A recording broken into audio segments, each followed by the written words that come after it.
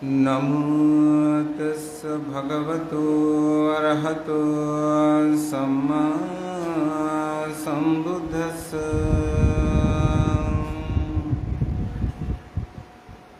धम्मासरिसुसारितं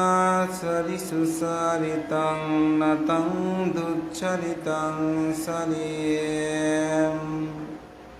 धम्माचरिसुचं चेति अस्मिन् लोके परं हिसम्।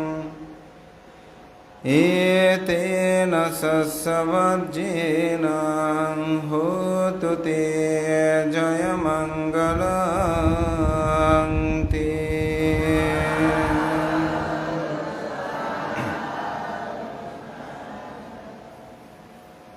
মহাকারণিক তথাগত বুদ্ধ যখন কপিলবস্তু নগরে গমন করেছিলেন, তখন তিনি পিতাসহ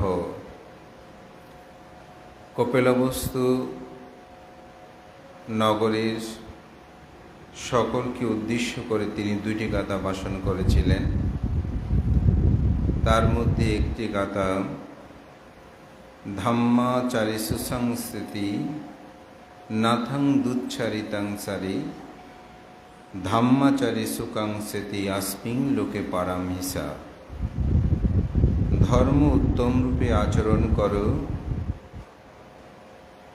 উত্তম রূপে ধর্ম আচরণকারী অন্যায়ভাবে ধর্ম আচরণ করো না।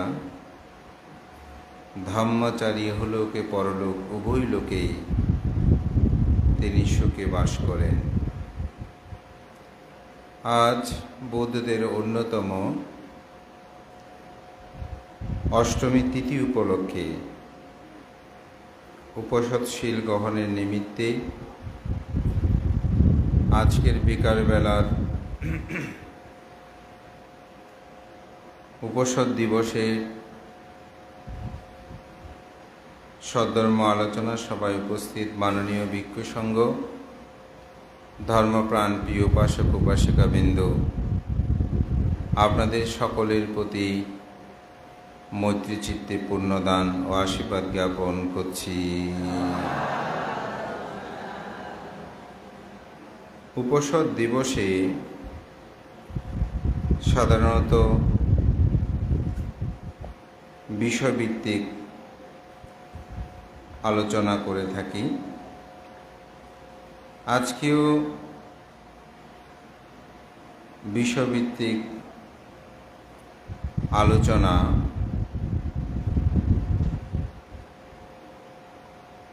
যেটি মূলত মহাকারণিক তথাগত বুদ্ধের জীবন দর্শনে রাজকুমার সিদ্ধার্থের সাথে বিবাহ বন্ধনে আবদ্ধ হয়েছিলেন সেই যশোধরার জীবনী নিয়ে আলোচনার যে বিষয়বস্তু, যশোধরা চরিত আলোচনা।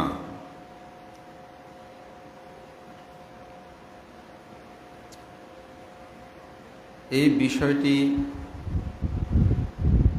আমাকে একবার একজনে বলেছে, ভান্তে অনেকজনের তো জীবন নিয়ে আলোচনা হয়, এটা নিয়ে একটু আলোচনা করলে ভালো হয়। তা আমি প্রথমেই কৃতজ্ঞতা জানাই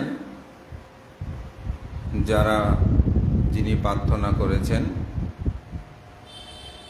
আমরা হয়তো বিভিন্ন গ্রন্থ অধ্যয়ন করলেও যশোধরার জীবনী নিয়ে আসলে একত্রিতভাবে তার জীবনাদর্শন পড়ার আমার সৌভাগ্য হয়নি পূর্বে। আমাদের পরম সতীয় সুগত বংশবান্ত উপসংগরাজ রাঙ্গুনিয়া যিনি ঘাট ছেড়েছিলেন, ওনার একটা বই আমার চোখে পড়েছিল। বইটি আমার আদ্যপন্ত পড়ার সুযোগ হয়নি, অনেকটা চোখ বুলিয়ে যাওয়ার মতন। পরে রাহুল চরিত, গৌতমী চরিত, সিদ্ধার্থের গৃহত্যাগ, সিদ্ধার্থের জীবন দর্শন, এগুলো পড়তে গিয়ে যশোদারার জীবনী সম্পর্কে কিছু অবগত হলেও আদ্যপন্ত জানার সৌভাগ্যটা আমার হয়নি। কিন্তু আজকে বিষয়টি আলোচনা করতে গিয়ে আমি সে বিষয়টা নিয়ে অধ্যয়ন করার চেষ্টা করতে গিয়ে অনেক কিছু জানার আমার সৌভাগ্য হলো। তার জন্য আমি যিনি প্রার্থনা করেছেন তার প্রতি কৃতজ্ঞতা জানাই। আমি আজকে সকালবেলায় আমার ছোট ভিক্ষুকে বলছিলাম, রত্নকে, এই 24 বছর বুদ্ধের ধর্ম দর্শন অধ্যয়ন করার চেষ্টা করেছি, কিন্তু যতই পড়ি মনে হয় যে এইমাত্র শুরু করলাম, আরও অনেক কিছু জানার আছে, জানাটা যেন শেষ হয় না। এবং বুদ্ধের জীবন দর্শনটা এত বিশাল, এক একজনের জীবনী পড়লে অবাক হওয়ার মতো। তো আমি আপনাদেরকে বলবো, অধ্যয়নের কোনো আসলে বিকল্প নাই, পড়ার জন্য আপনারা চেষ্টা করবেন। একটি মনীষীর কথা আছে, বক্তৃতা হচ্ছে স্বল্প জ্ঞাপন, আর পঠন পাঠন হচ্ছে বিস্তারিত জ্ঞাপন। অর্থাৎ আপনি যদি বক্তব্য বা ধর্ম দর্শনা শোনেন, এটা অল্প জানা হবে, কিন্তু আপনি যদি বিস্তারিত জানতে চান তাহলে আপনাকে পড়তে হবে, লিখতে হবে। তো যাই হোক, আমার বিষয়বস্তুটা খুবই গুরুত্ববহ বৌদ্ধ ধর্ম দর্শনে। সে বিষয়ের আলোচনায় আমি অবতারণ করছি।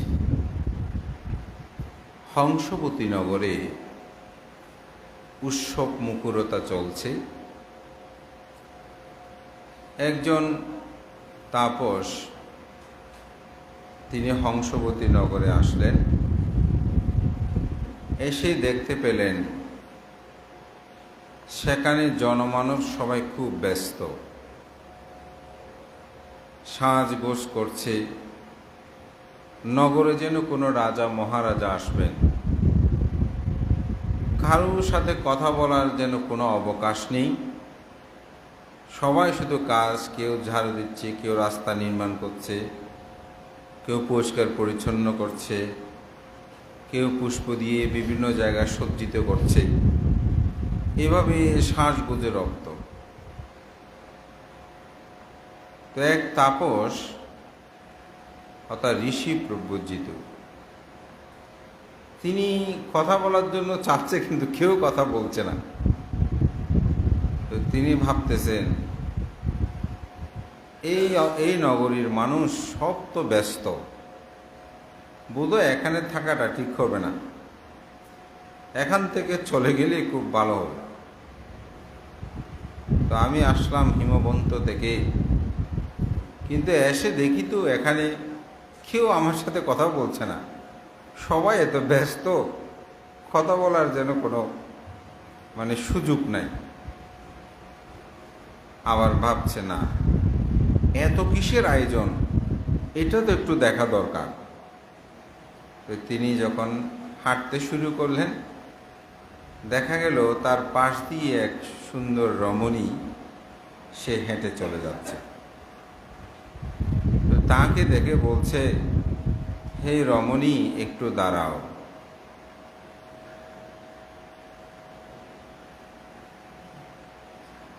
আমাকে বলো তো তুমি কোথায় যাচ্ছ? তো রমণী বলছে, আপনি জানেন না আমাদের এখানে এক বিশাল আয়োজন হচ্ছে, এবং এই আয়োজনকে আপনি দেখতে পাচ্ছেন না? বলে যে হ্যাঁ, দেখতে পাচ্ছি। এত পূজার আয়োজন কেন? রাস্তাঘাটগুলো এত পরিষ্কার পরিচ্ছন্ন করছে কেন? কেউ তো আমার সাথে কথা বলছে না, আসলে এখানে কি হচ্ছে? তুমি কি আমাকে একটু বলতে পারো? বলে যে হ্যাঁ, এই নগরী থেকে আপনি নতুন এসেছেন? বলে যে হ্যাঁ, আমি নতুন এসেছি। তাহলে আপনি কি আগন্তুক? বলে যে হ্যাঁ, আমি আগন্তুক। আপনি জানেন না এখানে জগৎ শ্রেষ্ঠ মহাকারণিক তথাগত দীপঙ্কর বুদ্ধ আজ এই নগরে তিনি গম আসবেন, যার কারণে আমরা সবাই এখানে ব্যতিব্যস্ত। তাহার কথা শোনার সাথে সাথে, এই দীপঙ্কর বুদ্ধের নাম শোনার সাথে সাথে সেই তাপস শিহরিত হলো তার অন্তর্জগৎ। তিনি বলছে, এই নামটি যেন আমি বহুকাল শোনার জন্য অপেক্ষা করে আছি। এই নামটি যেন আমার সমগ্র শরীরে লোমহর্ষ হলো, নবশিখরণ জাগ্রত হলো। বলে যে আমি তো অত্যন্ত সৌভাগ্যবান, আজকে আমি ওনাকে দেখব। তখন তিনি বললেন, বলছে আপনি কি আমাকে, আপনার হাতে তো আমি কিছু ফুল দেখছি, তো আমি বুদ্ধকে আমিও কিছু ফুল দেব, আমার তো এখন কিছু নাই, তা আপনার থেকে কি আমাকে কিছু ফুল দেবেন?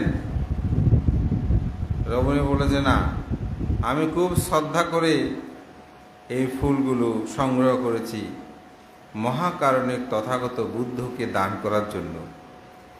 আপনাকে আমি এই ফুল দিতে পারবো না, বুদ্ধ আসতে আরও সময় লাগবে। ততক্ষণ আপনি কিছু করে নেন, এখানে কি করতে পারেন করেন, পরে দেখা যাবে, এখনো সময় আছে, আপনি আগে কিছু করতে পারেন কিনা দেখেন, পরে দেখা যাবে। তখন চলে যাচ্ছে তাপস। তখন রমণী বলছে, আপনার সাথে তো আমার পরিচয় হলো না, আমার নাম সুমিত্রা, আপনার নাম কি? বলে যে আমার নাম সুমেধ তাপস। ও ঠিক আছে, দেখা হবে আপনার সাথে, আপনার কিছু করণীয় কর্তব্য আপনি করুন। তখন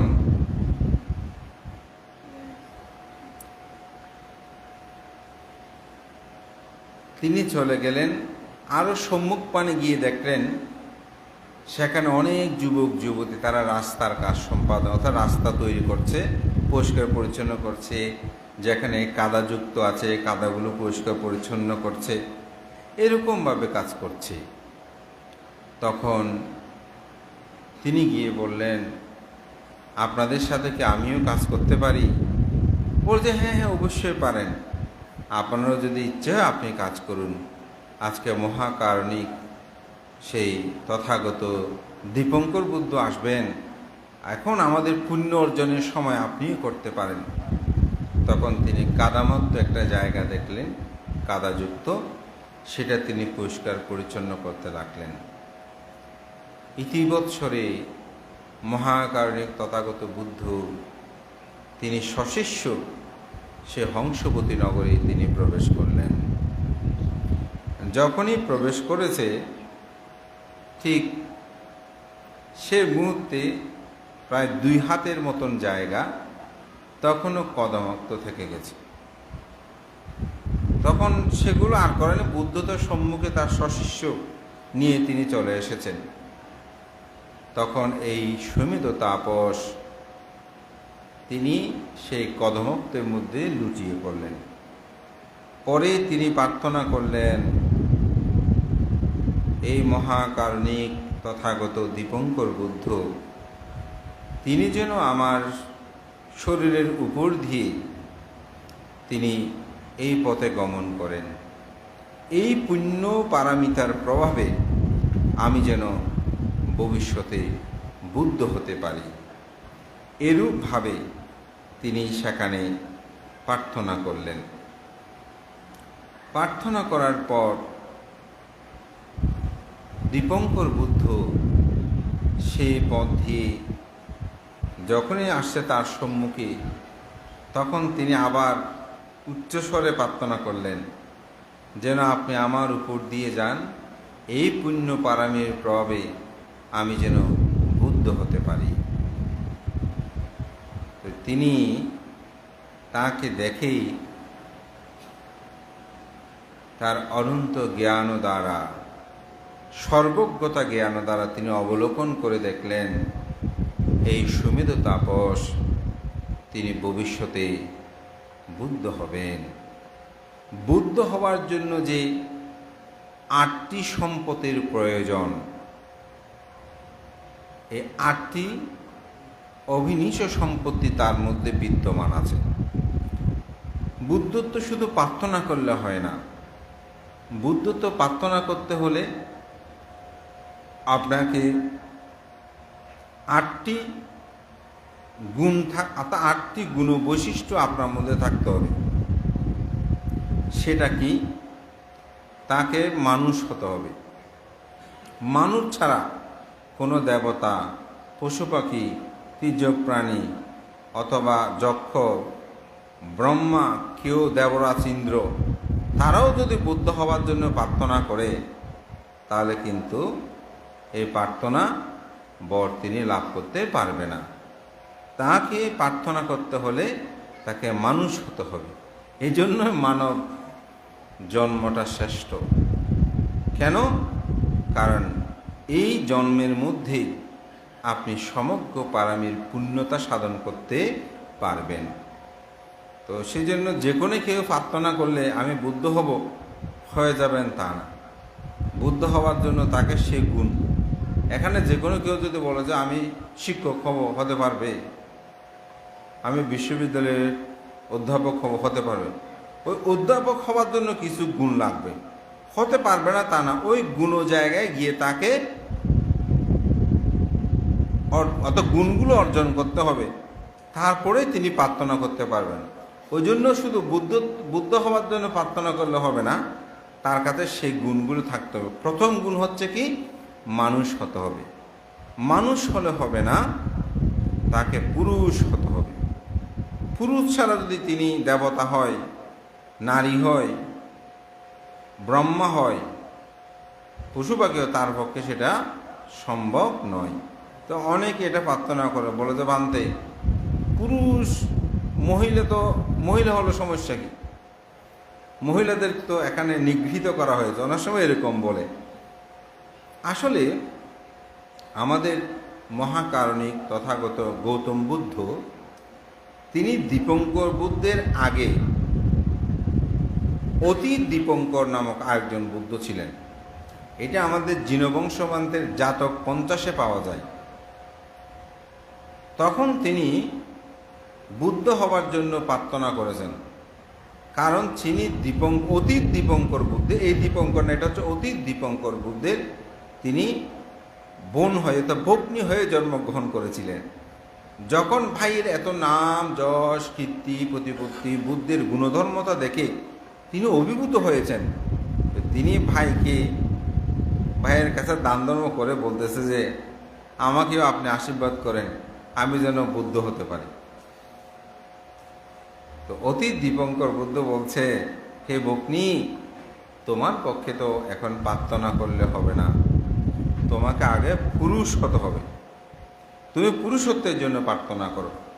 তখন তিনি আবার পুরুষত্বের জন্য প্রার্থনা করে শুধু সে জন্মে না, আরও জন্ম জন্মান্তর পারমী পূরণ করে এই দীপঙ্কর বুদ্ধের পাদমূলে যখন পতিত, তখন সুমেধ তাপস হিসাবে তিনি আবির্ভূত। অর্থাৎ তিনিও কিন্তু নারী ছিলেন।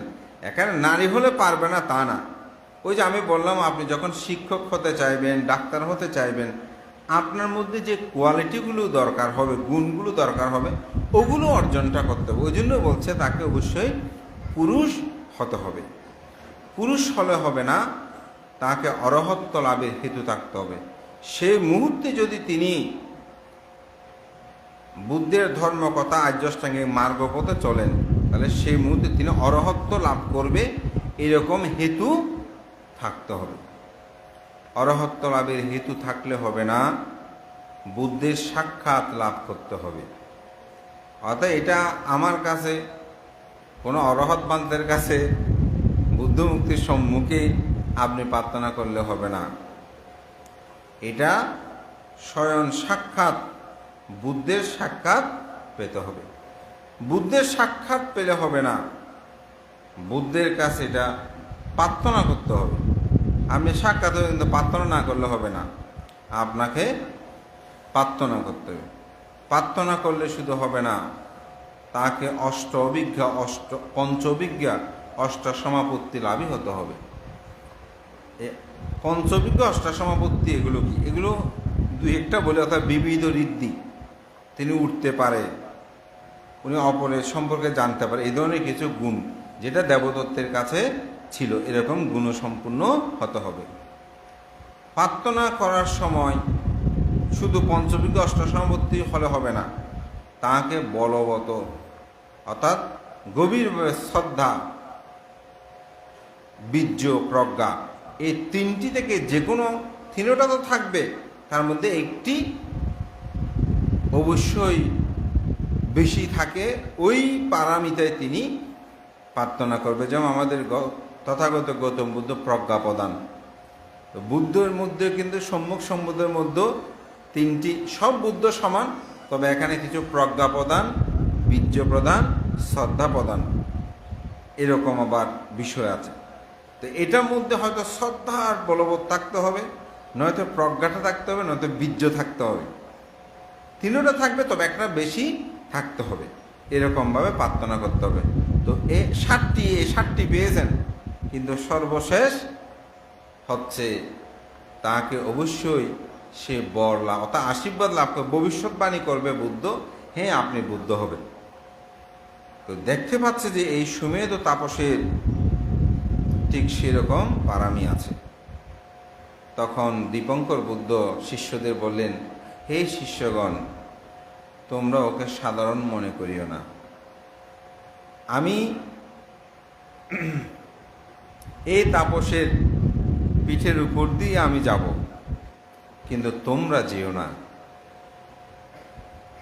তিনি গেলেন, অন্যদিকে গেলেন, কাদার উপর দিয়েও অন্য শিষ্যরা গেলেন। বুদ্ধের জন্য সুসজ্জিত আসন প্রতিষ্ঠা করা হলো। সেখানে বুদ্ধ গিয়ে পিণ্ডচারণ শেষ করে বুদ্ধ সেই আসনের সমাসীন হলেন। সুমেধ তাপস তিনি তাড়াতাড়ি স্নানকর্ম সুসম্পন্ন করে, যেহেতু কাদাযুক্ত হয়েছেন, তখন তিনি সেই তথাগত বুদ্ধ যেখানে ধর্ম দেশনা করবেন সেখানে তিনি যাচ্ছেন। যাওয়ার পথে ওই সুমিত্রা কুমারীর সাথে দেখা হলো। তো সুমেধ তাপস কি? সুমেধ তাপস আসলে একজন সম্পদশালী শ্রেষ্ঠীর পুত্র ছিলেন। তার পিতা অগাধ ধন সম্পদ রেখে মৃত্যুবরণ করে। তো সুমেধ তাপস চিন্তা করছে, আমার পিতা এত ধন সম্পদ, এগুলো সব রেখে মৃত্যুবরণ করলো, সাথে কিছু নিয়ে যেতে পারলো না। এখন আমিও যদি মৃত্যুবরণ করি, আমিও তো সাথে করে কিছু নিয়ে যেতে পারবো না। তখন তিনি ঘোষণা দিলেন, বলতে যার যেটা প্রয়োজন সেটা নিতে যেন আসে, আমার যা আছে দান দেব। তখন সবাই আসতে শুরু করেছে। এই সুমেধ তাপস দিতে দিতে দিতে দান করতে করতে যা আছে সব দান করে তারপর তিনি ঋষি প্রব্রজা নিতে চলে গেলেন। তিনিও কিন্তু শ্রেষ্ঠী পুত্র ছিলেন। আবার অপরদিকে সুমিত্রা, সেই সুন্দর রমণী, সেও ছিল কিন্তু এক শ্রেষ্ঠী কন্যা। তো তিনি বুদ্ধের কথাকে, বুদ্ধের যেহেতু এসেছেন, বুদ্ধকে পূজা করার জন্য তিনি 8টি ফুল নিয়ে পূজা করতে আসছেন। তো আসার পথে ওই দ্বিতীয়বার আবার দেখা হলো সুমেধ তাপসের সাথে। তো বলে যে, সুমিত্রা, আপনি তো ফুল নিয়ে যাচ্ছেন, আমি তো কিছু জোগাড় করতে পারিনি। বলছে আপনি কি আমাকে কিছু ফুল দেবেন?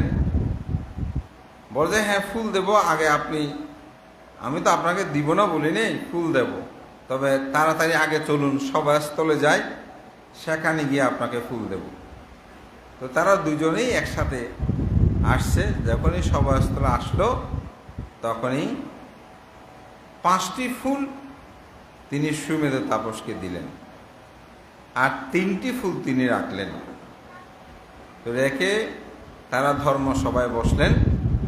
ধর্মদেশনা চলতে চলতে দীপঙ্কর বুদ্ধ দান কথা, শীল কথা, ভাবনা কথা এরূপভাবে তিনি ধর্মদেশনা করতে শুরু করলেন। ধর্মদেশনার শেষান্তে তিনি বললেন, আজকের এই সভাতে যে সুমেধ তাপস এখানে অবস্থান করছে, এই সুমেধ তাপস 4 অসংখ্য লক্ষাধিক কল্প পরে পারমী সম্ভার পূরণ করে তিনি গৌতম বুদ্ধ নামে আমার অনুজ হয়ে, গৌতম অনুজ মানে ভাই, অর্থাৎ বুদ্ধগ্রন্থ এরকম বলে, তিনি গৌতম বুদ্ধ নামে এই পৃথিবীতে আবির্ভূত হবে। তখন সভাস্থল সবাই শিহরিত হলো। স্বাভাবিক, বুদ্ধ যদি বলে, আমরা সাধারণত এখানে সভাতে বসলে কোনো মানুষ যদি দান ধর্ম করে, আমরা যদি একটু প্রশংসা করি যে অমুক আজকে এই জিনিসটা দান করেছে, যারা দাদা তাদের মনটা কেমন হয়? খুব আনন্দ লাগে, প্রীতি লাগে যে আমি এই দানটা করেছি, হ্যাঁ, নিজের কাছে একটা আনন্দ। তো যেখানে বুদ্ধ ভবিষ্যৎবাণী করছে যে উনি অনাগতে সম্মুখ সম্বুদ্ধ হবেন, 4 অসংখ্য লক্ষাধিক কল্প পারমী সম্ভার পূরণ করে, স্বাভাবিক। তো তখন তিনি ওই 5টি যে ফুল এগুলো দিয়ে তো বুদ্ধকে পূজা করেছে, তখন যে রমণী ফুলগুলো দিয়েছে তিনি চিন্তা করছে, এত সুন্দর সুপুরুষ, তিনি তো বুদ্ধ হবেন, আমি তো তাকে খুব ফুলগুলো দিয়েছি। তখন ফুল দেওয়ার আগে আরেকটা ছোট্ট বিষয় ছিল, সেটা হচ্ছে ওই রমণী যখন ঢুকছে তখন তাকে দেখা হচ্ছে, বলে যে সুমিত্রা তুমি একটু দাঁড়াও, তোমার প্রতি আমি অসীম কৃতজ্ঞতা জানাই, আজকে তোমার কারণেই আমি বুদ্ধকে পূজা করতে পেরেছি, আমি কাদা জায়গাগুলো কাদা মুক্ত করার আমার সৌভাগ্য হয়েছে, তুমি আমার পরম উপকারী হিতৈষী, তোমার প্রতি আমি কৃতজ্ঞতা জানাই। এই কথোপকথনে ফুলগুলো মাত্র বিনিময় হয়। তখন সে বলছে যে আমিও তো বুদ্ধকে পূজা করতে ফুল দিয়েছি, ওনাকে এই পুণ্যকর্ম করার আমি সুযোগ সৃষ্টি করে দিয়েছি। তখন তিনি প্রার্থনা করলেন যে আমিও যেন জন্ম জন্মান্তরে এই সুন্দর সুপুরুষ, যতদিন তিনি বুদ্ধত্ব লাভ করবে না ততদিন যেন আমি তার সহধর্মিণী হয়ে থাকতে পারি।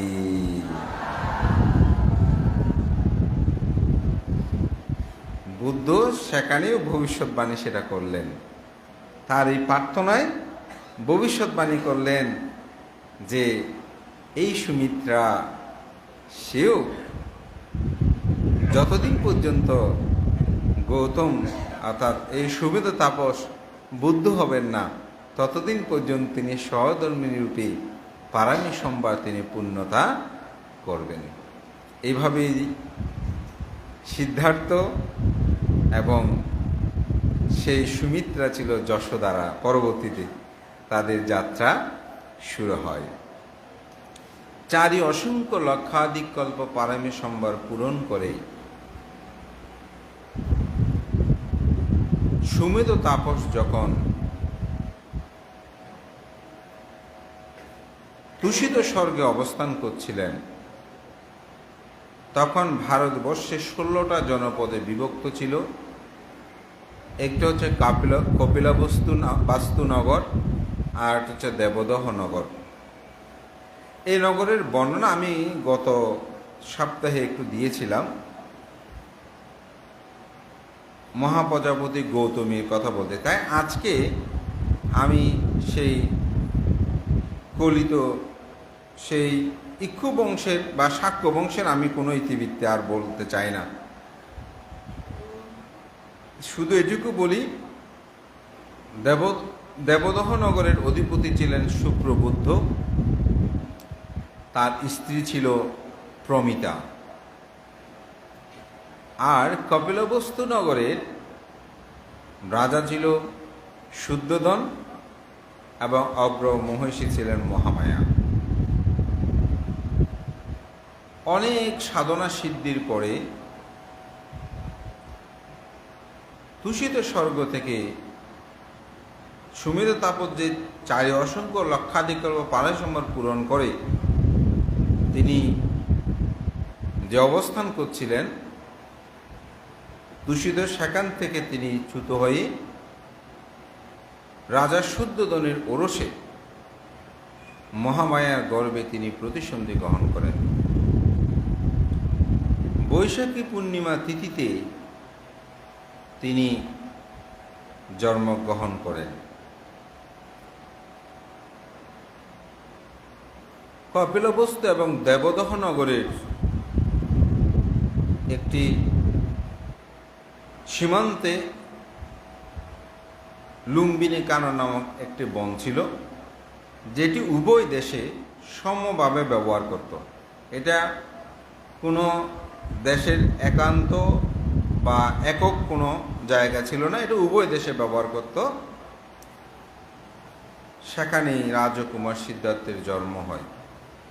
আপনারা জানেন খ্রিস্টপূর্ব ৬৬ শব্দে। এই খবরটা সমগ্র নগরীতেই কপিলবস্তু রাজ্যের মধ্যে প্রচারিত হল। আবার দেবদহে নগরে সুপ্রবুদ্ধ এবং প্রমিতা তাদের ঘরে আরেকটা আলোকিত করে কন্যা সন্তানের আবির্ভাব হলো। তার নাম দেওয়া হলো যশোধরা। কেন যশোধরা দেওয়া হয়েছে? গণকগণ দেখলেন ভবিষ্যতে তার গুণ শ্রদ্ধা গুণমহিমান্বিতায় তিনি যশ কীর্তি প্রতিপত্তির মহা অধিকারী হবেন। সেজন্যই যশোধরা তার নাম, যেহেতু যশ অর্থাৎ সুনাম সুযশ তার প্রসারিত হবে তার জীবনচরিতে, সেজন্য তার নাম রাখা হয় যে যশোধরা। আবার অনেক সাধনা সিদ্ধির মাধ্যমে প্রাপ্ত বলে তার নাম হয় সিদ্ধার্থ। এবং গৌতম গোত্রীয় বংশে গৌতম নামে সিদ্ধার্থ গৌতম হিসেবে তাদের সুনাম সুযশ ছড়িয়ে পড়ে। যথা নিয়মে উভয়ই বিদ্যা শিক্ষা লাভ করে। যেহেতু দেবদহ নগরের সাথে কপিলবস্তু নগরের আত্মীয়তা কিন্তু সুদূর প্রসারী, যখনই কপিল ঋষি ব্রাহ্মণের সেখানে নগরী প্রতিষ্ঠা করেছিল, তখন থেকে কিন্তু উভয়ের আত্মীয় একই বংশজাত তারা, যার কারণে উভয় দেশের মধ্যে কিন্তু কোনোরূপ সমস্যা ছিল না, সম্প্রীতি ভাবাপন্ন ছিল। রাজকুমার সিদ্ধার্থের জন্মটা যেমন সবাই জানত, ঠিক যশোধরার জন্মটা সবাই জানত। এভাবে উভয়ের তারা বিদ্যা শিক্ষা বিভিন্ন কিছু শিক্ষা তারা লাভ করল। পিতা খুব দুশ্চিন্তাগ্রস্ত ছিলেন রাজা শুদ্ধোদন, যেহেতু ব্রাহ্মণ গণনায় বা ভবিষ্যৎবাণী করেছিল তিনি হয়তো চক্রবর্তী রাজা হবে, নয়তো তিনি সন্ন্যাসী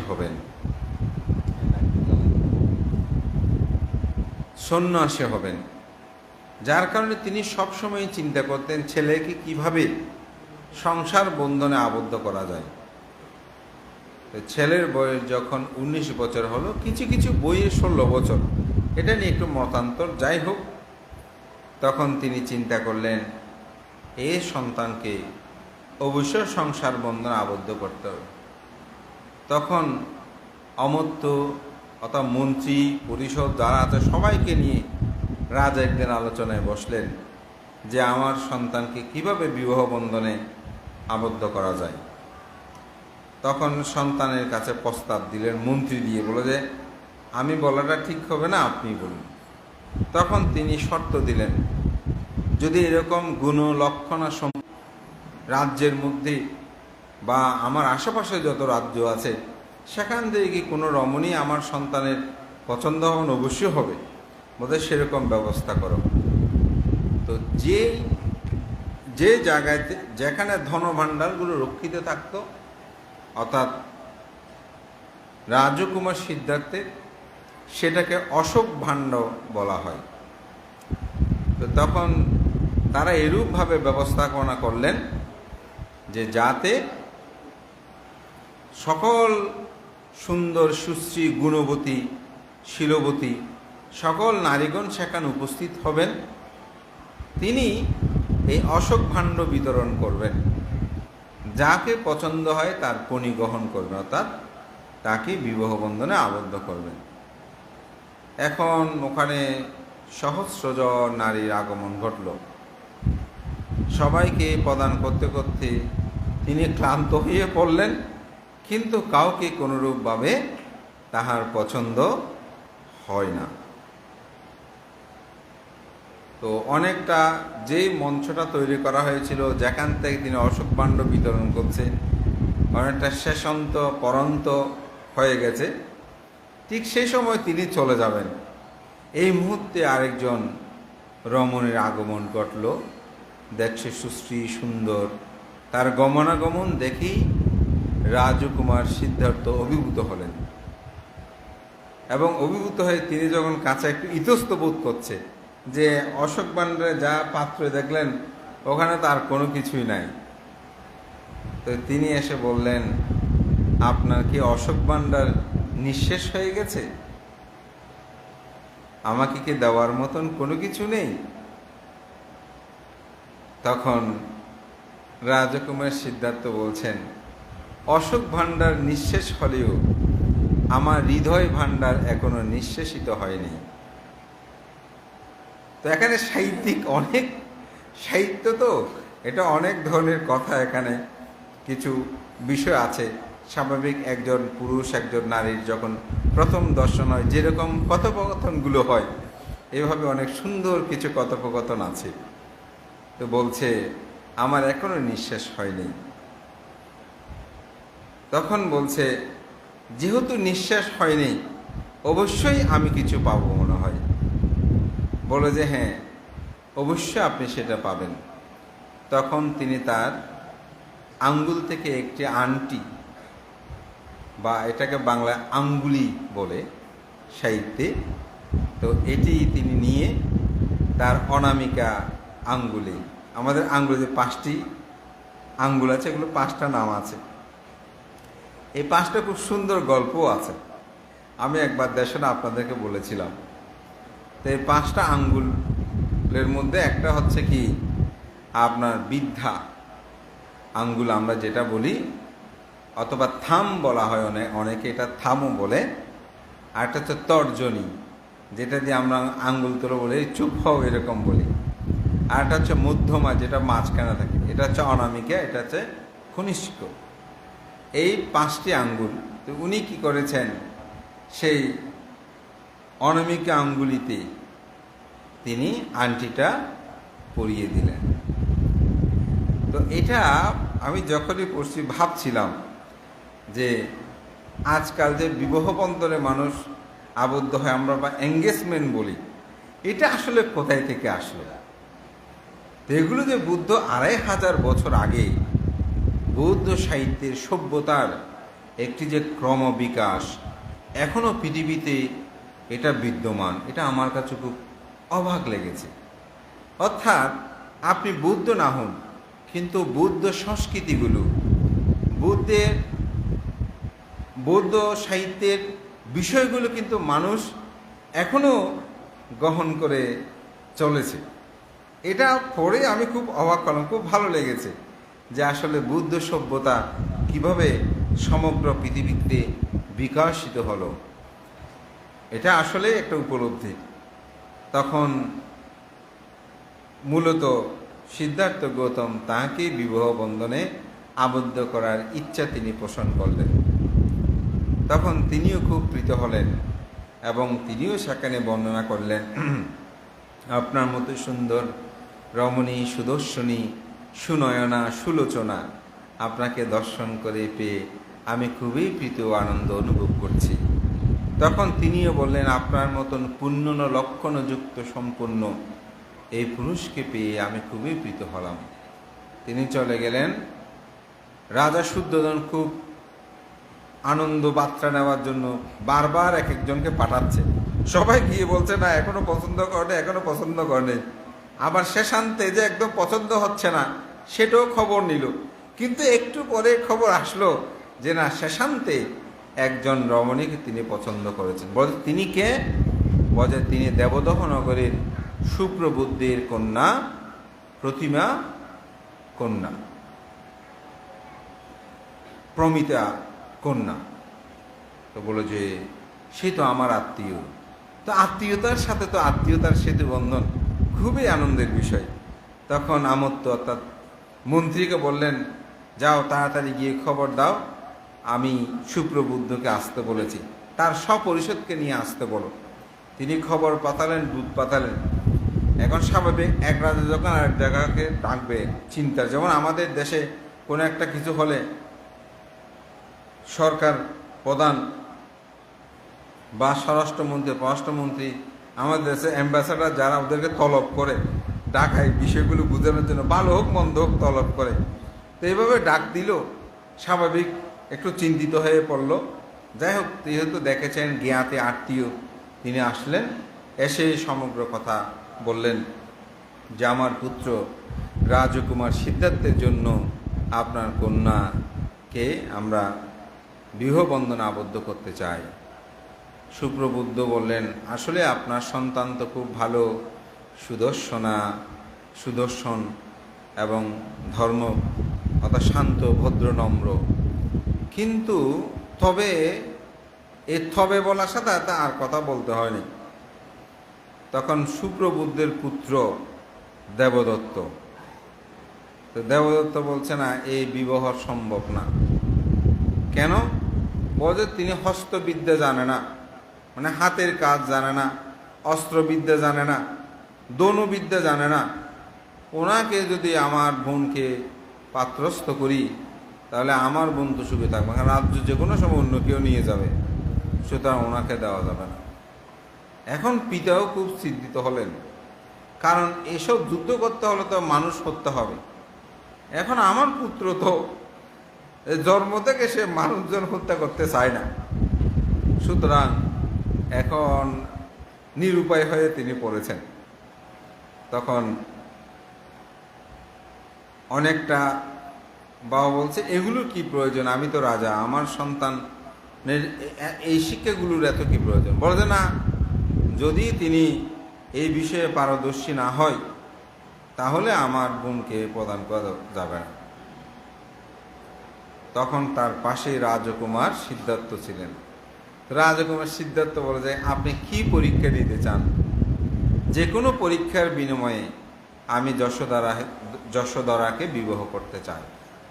তখন রাজা শুদ্ধোধন একটু চকিত হলেন, অর্থাৎ চমকিত হলেন যে আমার পুত্র কি আসলে যুদ্ধ করবে? সে তো মানে সামান্য প্রাণীর দুঃখ দেখতে পারে না, সে কিভাবে এই প্রতিযোগিতা? তখন সুপ্রবুদ্ধ বললেন, দেবদত্ত বলছে যে আমার বোনকে বিবাহ করার জন্য এই রাজ্যের মধ্যে, বহু রাজ্যের মধ্যে অনেক শ্রেষ্ঠী পুত্র, রাজপুত্র তারা পত্র প্রেরণ করেছে বিবাহ, কিন্তু আমরা তাদেরকে পাত্রস্থ আমরা করিনি। তো সুতরাং এখন আমরা একটা প্রতিযোগিতার আয়োজন করব, এই প্রতিযোগিতার মধ্যে যিনি জয়ী হবেন তাকে সেটা প্রদান করা হবে। তখন ঠিক আছে, সপ্তাহকাল পরে এই প্রতিযোগিতাটা হবে। এটা বলে চলে আসলে, এখানে অনেক কথা আছে। চলে আসলেন, আসার পরে বাড়িতে স্বাভাবিকভাবে সুপ্রবুদ্ধের স্ত্রী রানী প্রমিতা, তিনি চিন্তা করছেন, তিনি বলছেন কোনো সুসংবাদ বা দুঃসংবাদ কী জন্য ডাকা পাঠিয়েছে। তিনি এসে বলছে কোনো কোনো খারাপ কিছু খবর, বলে যে না, খুব ভালো সুসংবাদ। কী সুসংবাদ? বলে যে রাজকুমার সিদ্ধার্থের জন্য আমার কন্যা যশোদারাকে তারা পরিগ্রহণ করতে চায়, বিবাহবন্ধনে আবদ্ধ করতে চায়। বলছে ওইটা তো খুব ভালো কথা, দেবদত্ত তো সাথে আছে, পিতার সাথে গিয়েছে, যাবে না। তো সে বলছে না, এটা তো সম্ভব না। মা বলে যে কেন? বলে যে উনি ধনুবিদ্যা জানে না, অস্ত্রবিদ্যা জানে না। হ্যাঁ, উনি ওনাকে দিলে উনি কোনো কাজকর্ম পারদর্শী নয়। আমার বোনকে এরকম একটা মানে প্রতিভাহীন মানুষ, ওখানে আরো একটা শব্দ ইউজ করেছে, আমি বলতে চাই না সেটা, বলেছে সেরকম মানুষকে আমার বোনকে দিতে চায় না। তবে একটা ইদিবৎসরের পাশেই যশোদারা এই কথাগুলো শুনছে। তখন সে দূরে এসে বলছে, আমি তোমাদের কথা মানব না, আমি একমাত্র রাজকুমার সিদ্ধার্থকেই আমি বিয়ে করব। বলে যে না, আমরা একটা প্রতিযোগিতার আয়োজন করেছি, এই প্রতিযোগিতার মধ্যে যিনি প্রথম হবেন তাকে আমরা তোমাকে তাকেই তোমাকে প্রদান করব। তো যাই হোক, যেহেতু রাজ ও নিয়ম সেগুলো, তো সে ধরনের সপ্তাহকাল পরে সেটার আয়োজন হলো। রাজকুমার সিদ্ধার্থ সেখানে আসলেন। আসার পরে অন্যান্য দেবদত্ত সহ অনেকে আসে। দেবদত্ত হচ্ছে তাকে পরাস্ত করতে যে কোনো প্রকারে। তো প্রথম হলো ধনুবিদ্যা। ধনুবিদ্যা কি, অনেক দূরে একটা গোল চিহ্নের বৃত্তের মতো করে আছে, তো এখান থেকে ধনু নিক্ষেপ করবে, এমনভাবে নিক্ষেপ করবে যাতে সে বৃত্তটা ভেদ করে যেতে পারে। তো অনেকেই সেখানে করলো, তো তার মধ্যে দেবদত্ত করেছে। তো দেবদত্ত দেখে যে সেটা সেই পাশা অংশ মোটামুটি শিউন ছিদ্র করে ফেলেছে। সবাই খুব উচ্ছ্বাসিত হলো, কিন্তু যশোদারা খুব চিন্তিত হয়ে আছেন যে তিনি পারবে কিনা। তখন সিদ্ধার্থকে দিল। তিনি যখন প্রথমটা ছুঁড়ে মারল, কিন্তু এটার গতিবেগ এত ছিল, তীরটা অল্প দূর যাওয়ার পরে সেটা দ্বিখণ্ডিত হয়ে গেল। তখন বলছে যে এখন ওনাকে এমন একটা তীর দিতে হবে যেটা খুব শক্ত হয়। তখন বলছে আমাদের এখানে একজন খুব প্রসিদ্ধ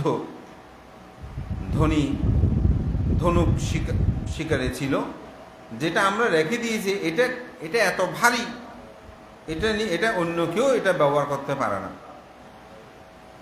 তখন রাজকুমার সিদ্ধার্থ বলছে ওইটাই আমাকে দেন। তখন ওইটা ও রাজা প্রাসাদের ওখান থেকে নিয়ে আসলো। তখন সবাই আরো অবাক হচ্ছে, স্বাভাবিক যিনি এগুলো পারে না বলে। এখন প্রথমটা তো নিয়েছে যে এটার গতি এমন ছিল, দ্বিখণ্ডিত হয়ে গেছে। এখন এরপরে যেটা আসছে এটা তো আরো মানে বিপজ্জনক, এটা তো সম্ভব, এটা তো অনেকে তুলতেও পারে না। তখন সবাই খুব অবাক দৃষ্টিতে আছে, ওনাকে নিয়ে আসে। ঠিক এটি যে সীমানা থেকে দাঁড়িয়ে ওই বৃত্তের মধ্যে তীরটাকে প্রবেশ করার নিয়ম আছে, তার চেয়ে তিনি আরো বেশি পিছনে চলে গেলেন। পিছনে গিয়ে তিনি এমনভাবে তীরটি ছুঁড়ে মারলেন, ছিদ্র শুধু হয়েছে তা না, সে বৃত্তটা ভেদ করে আরো ভিতরের দিকে সেটা প্রবেশ করলো। সবাই খুব আনন্দিত হলো। এখানে আরো কয়েকটা পরীক্ষা আছে, আমি আর বেশি পরীক্ষা যাচ্ছি না। সেখানে তিনি জয়ী হলেন এবং যশোদারার সাথে রাজকুমার সিদ্ধার্থের বিবাহের আয়োজন হলো। মহা ধুমধামে তাদের বিবাহ কার্য সুসম্পদিত হয়। মহাপ্রজাপতি গৌতমী এবং রাজা শুদ্ধোদন একদিন গভীর নিশীত একদিন রাত্রে বেলায় তিনি যশোদারাকে ডেকে যশোদারার সাথে তিনি কথোপকথন হলো। সেখানে তিনি বললেন যে আমার পুত্র সেই তো আসলে ব্রাহ্মণ গণনায় বলেছে যে তিনি হয়তো চক্রবর্তী রাজা হবেন, নয়তো তিনি সন্ন্যাসী হবেন। সুতরাং তুমি এমনভাবে তার সাথে আচরণ করো যাতে সে মনে কোনোরূপভাবে কষ্ট না পায়। তখন যশোদারা বললেন যে আমি মনে করি আমি তাকে পেয়ে ধন্য হয়েছি, সুতরাং তার মনে কষ্ট পায় এরকম কোনো কর্ম আমি সম্পাদন করব না। তখন যশোদারার সাথে তার সুখময় সমৃদ্ধময় সে জীবন অতিবাহিত হতে লাগলো। এখানে কথিত আছে যে তাদের জন্য রাজা শুদ্ধোদন 3টে প্রাসাদ নির্মাণ করেছিল। আমি গতবারের দেশনে সেটা বলেছি। গ্রীষ্ম, বর্ষা, শীত এই 3 কালে 3 উপযোগী করে 3টে প্রাসাদ তিনি নির্মাণ করেছিলেন। সেখানে তারা সুখে দিনাপিত করছিল। যেহেতু তিনি রাজপুত্র, তো মাঝে মধ্যে তিনি নতনগিরা যেখানে গান বাজনা করত সেখানে তিনি সেগুলো শুনতেন, যেতেন। এটা স্বাভাবিক, যেটা রাজ পরিবারে যেরকম হয়। একদিন তিনি রাজ পরিবারে তিনি দেখতে পেলেন, ইতিবৎসরে রাজ পরিবারে তিনি দেখতে পেলেন যে গান বাজনা যখন শেষ হয়, নতনগিরা সেখানে যে আপনার নর্তকশালা যেখানে নাচ গান, সেখানে এক একজন এক একভাবে পড়ে আছে। কারো মুখ দিয়ে লালা ঝরছে, চোখের দিয়ে সে মানুষ নিদ্রা যাওয়ার পর যেরকম হয় ঘাম নির্গত হচ্ছে। এগুলো দেখে তিনি চিন্তা করছে, একটু আগে যাকে দেখে যাদেরকে নিয়ে এত নাচ গান হলো, তাদের দেহ বয়পে তা কারো কাপড় চোপড়গুলো ঠিক নাই। পৃথিবীটা কেমন, এগুলো খুবই তো অসার।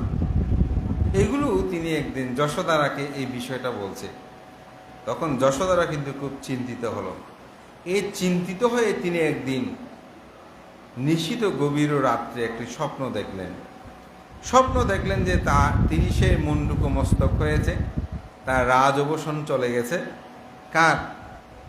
যশোদারার।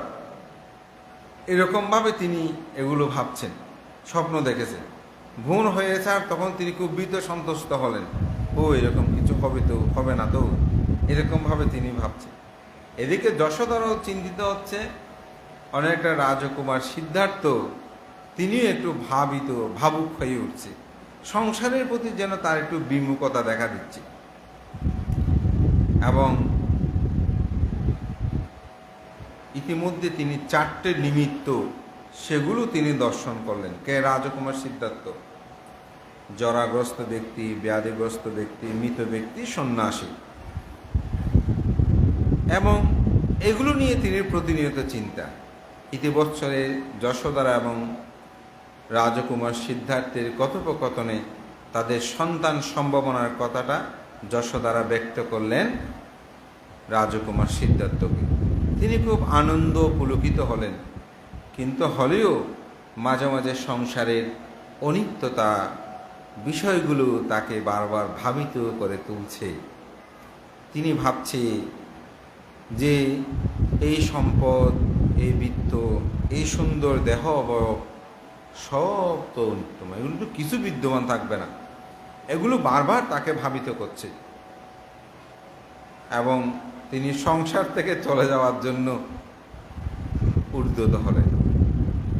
আবার ভাবছে, আমার পিতামাতা আমার তো পরম হিতৈষী কল্যাণ মিত্র, এখন আমার পিতাকে না বলে যাওয়াটা আমার জন্য শোভনীয় নয়।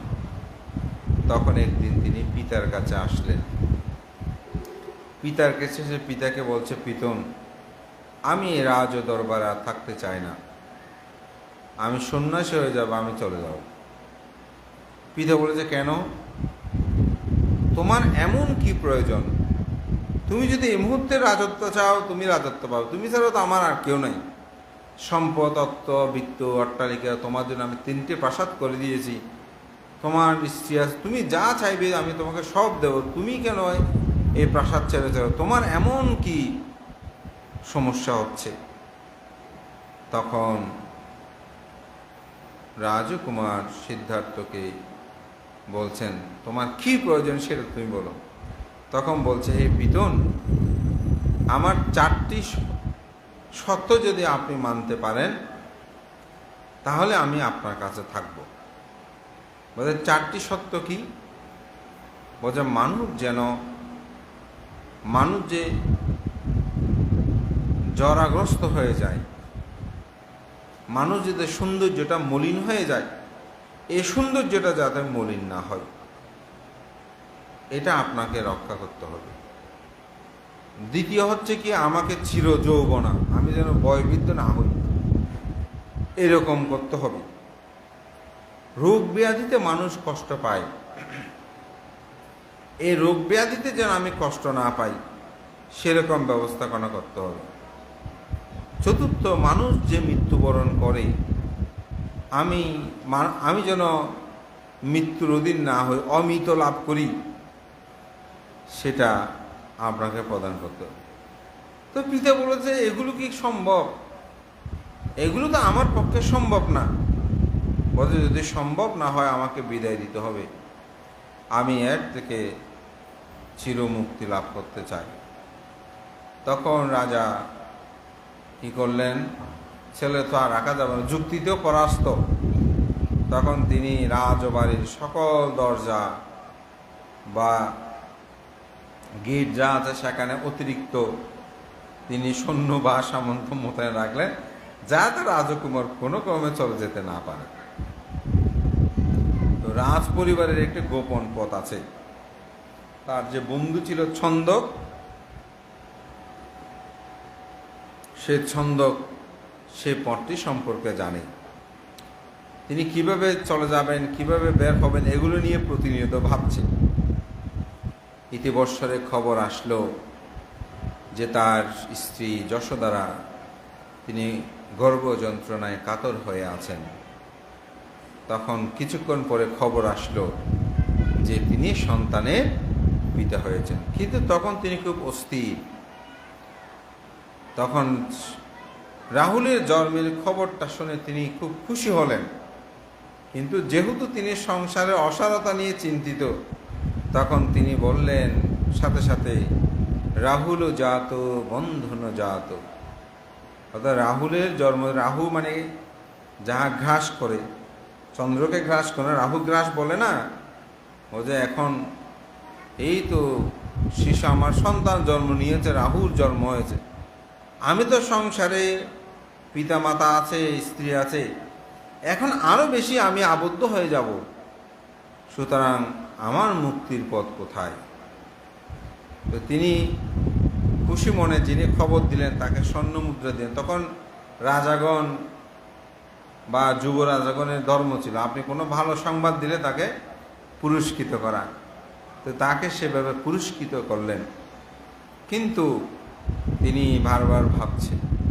তখন পুত্রকে দেখলেন, দেখেই যশোদারা দেখে সেখানে শয়ন করা। তো তিনি ভাবছে, এখন আমি যদি আমার পুত্রকে আদর করতে যাই, যশোদারা জাগ্রত হয়ে যাবে, সে জাগ্রত হলে পুত্রকে আমার কোলে দেবে, তখন এই পুত্রকে তো কোলে থেকে রেখে আমার পক্ষে এই সংসার ছেড়ে যাওয়া, এই গৃহ অবিনিষ্ক্রমণ করা সম্ভব নয়। তখন তিনি পুত্রকে এবং তার স্ত্রীকে এক পলক দেখে এসেই তিনি ছন্দককে বললেন, যাও তুমি আমার কণ্ঠক অশ্বকে তৈরি করো, আমি চলে যাব।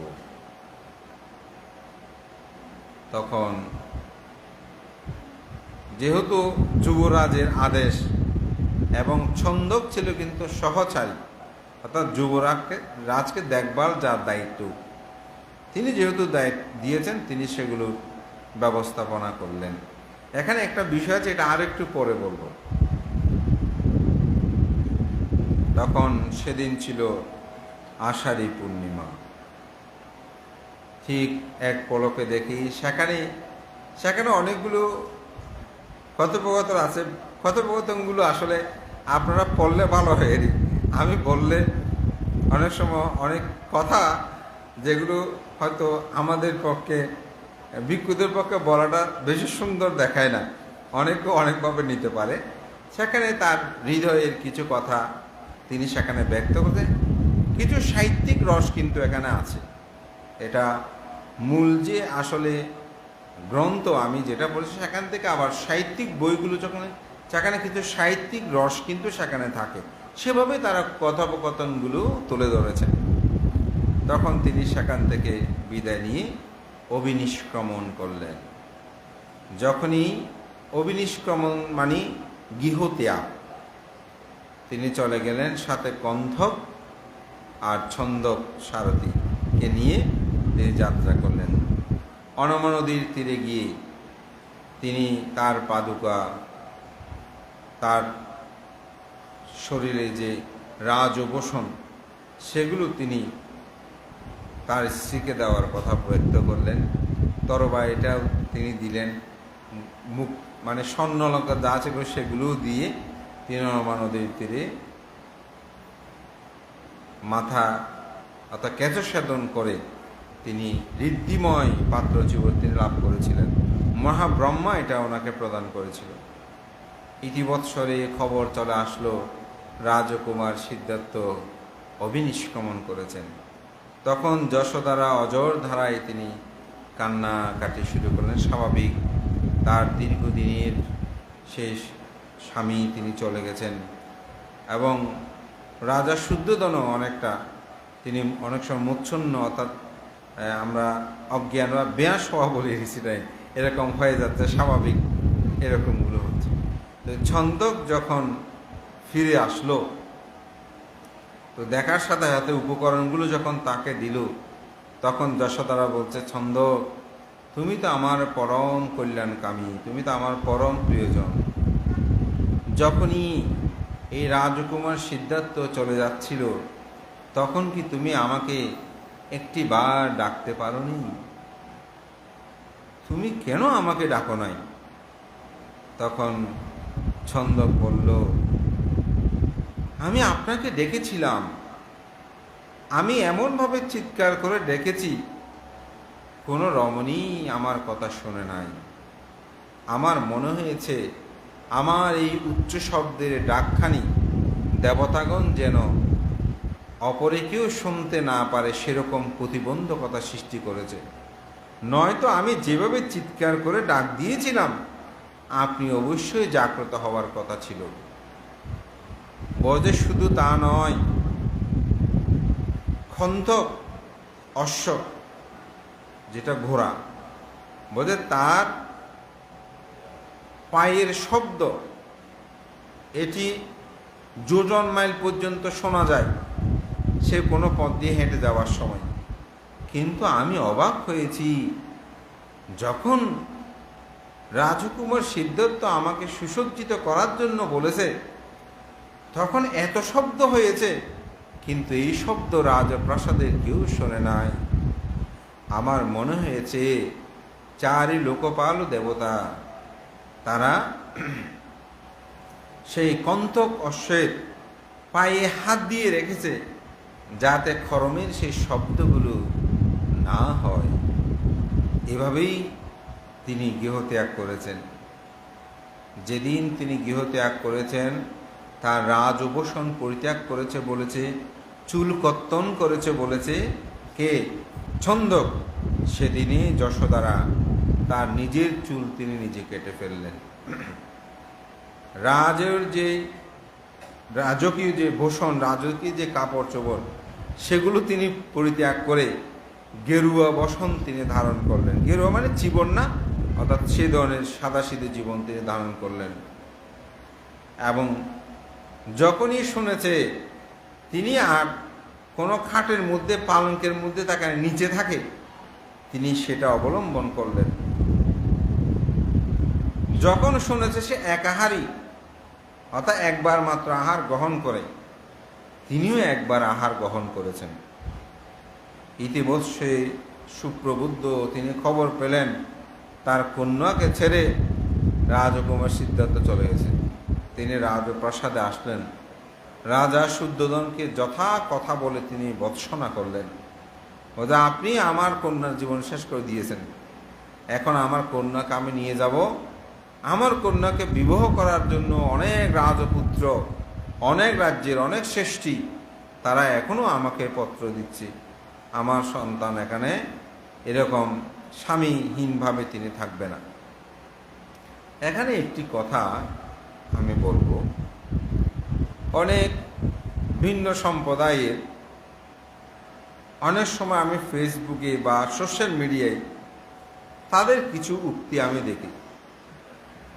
তারা সেখানে লিখেন যে রাজকুমার সিদ্ধার্থ তিনি অমানবিক কাজ করেছেন। কেন? তিনি নিজের স্ত্রীকে যে তিনি ফেলে চলে গেছেন, এটা উনি ঠিক করেন নাই। আমাকেও একবার আমার এক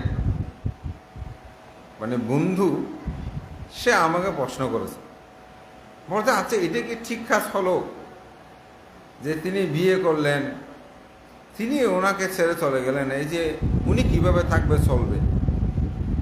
আসলে একটা বিষয় যদি আপনি সুস্পষ্টভাবে চিন্তা করেন গভীরভাবে, তাহলে উত্তরটা আপনি পেয়ে যাবেন।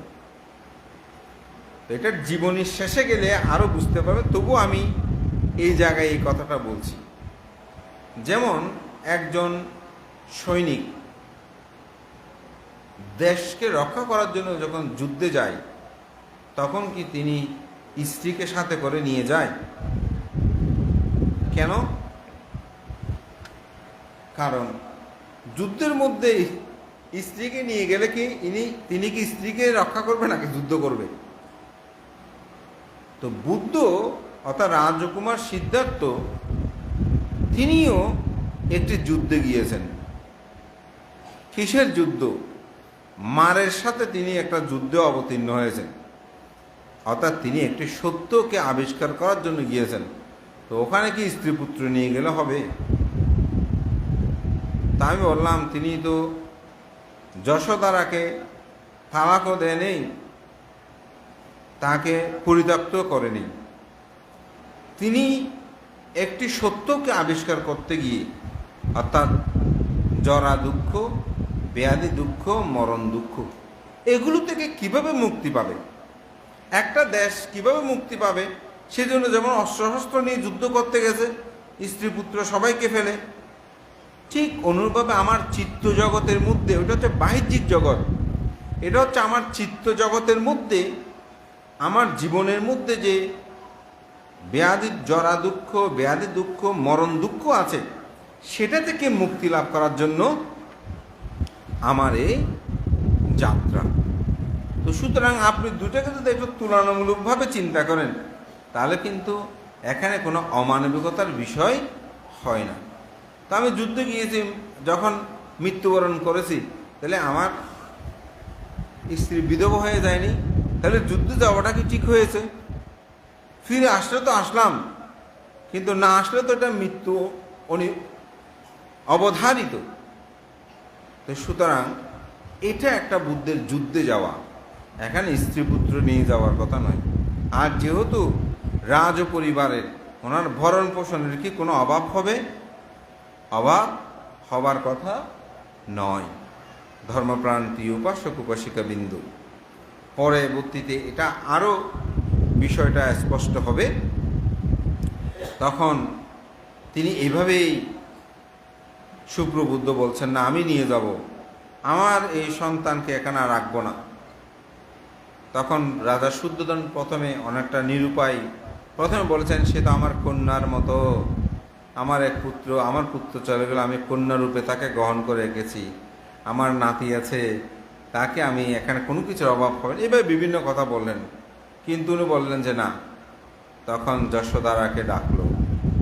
তো যশোদারা বলল, হে পিতন, আমি আপনার ঔরসে জন্মগ্রহণ করেছি, আপনার দ্বারাই আমি লালন পালন বর্ধন হয়েছি, এটা কিন্তু সত্য, কিন্তু এটি আমার স্বামীর আলো, অর্থাৎ এটা আমার স্বামীর গড়, এখানেই আমার সে মানস পুত্রের জীবন, এখানে তার সাথে আমি সান্নিধ্যে ছিলাম, সে না থাকলেও এটি আমার কাছে খুবই স্মৃতিধন্য।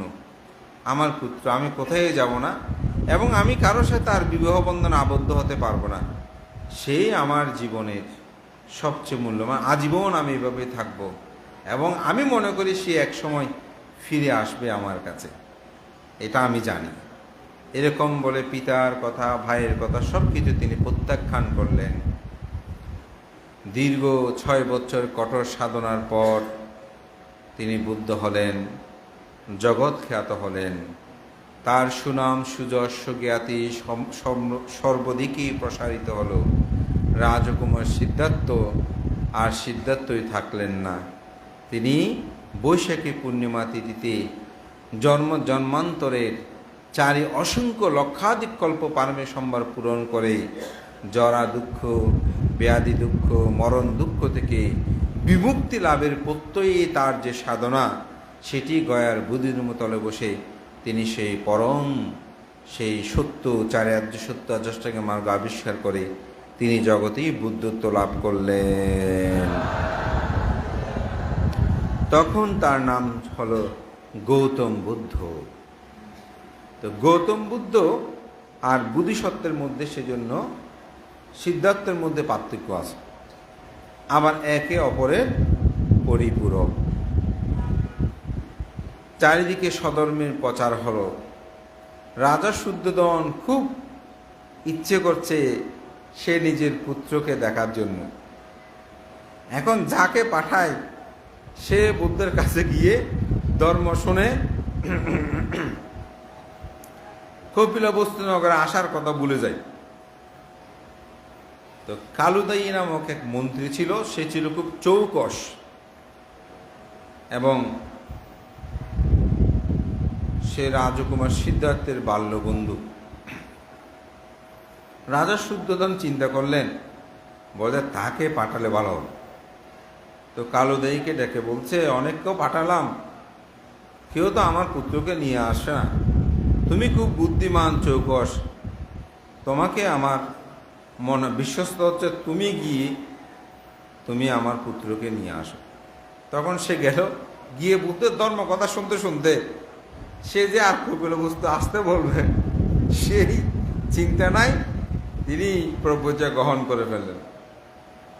প্রব্রজ্য গ্রহণ করে তিনি কিন্তু ক্ষান্ত হয় নাই, তিনি মনে মনে রেখেছে একদিন সুযোগ বুঝে আমি বলবো।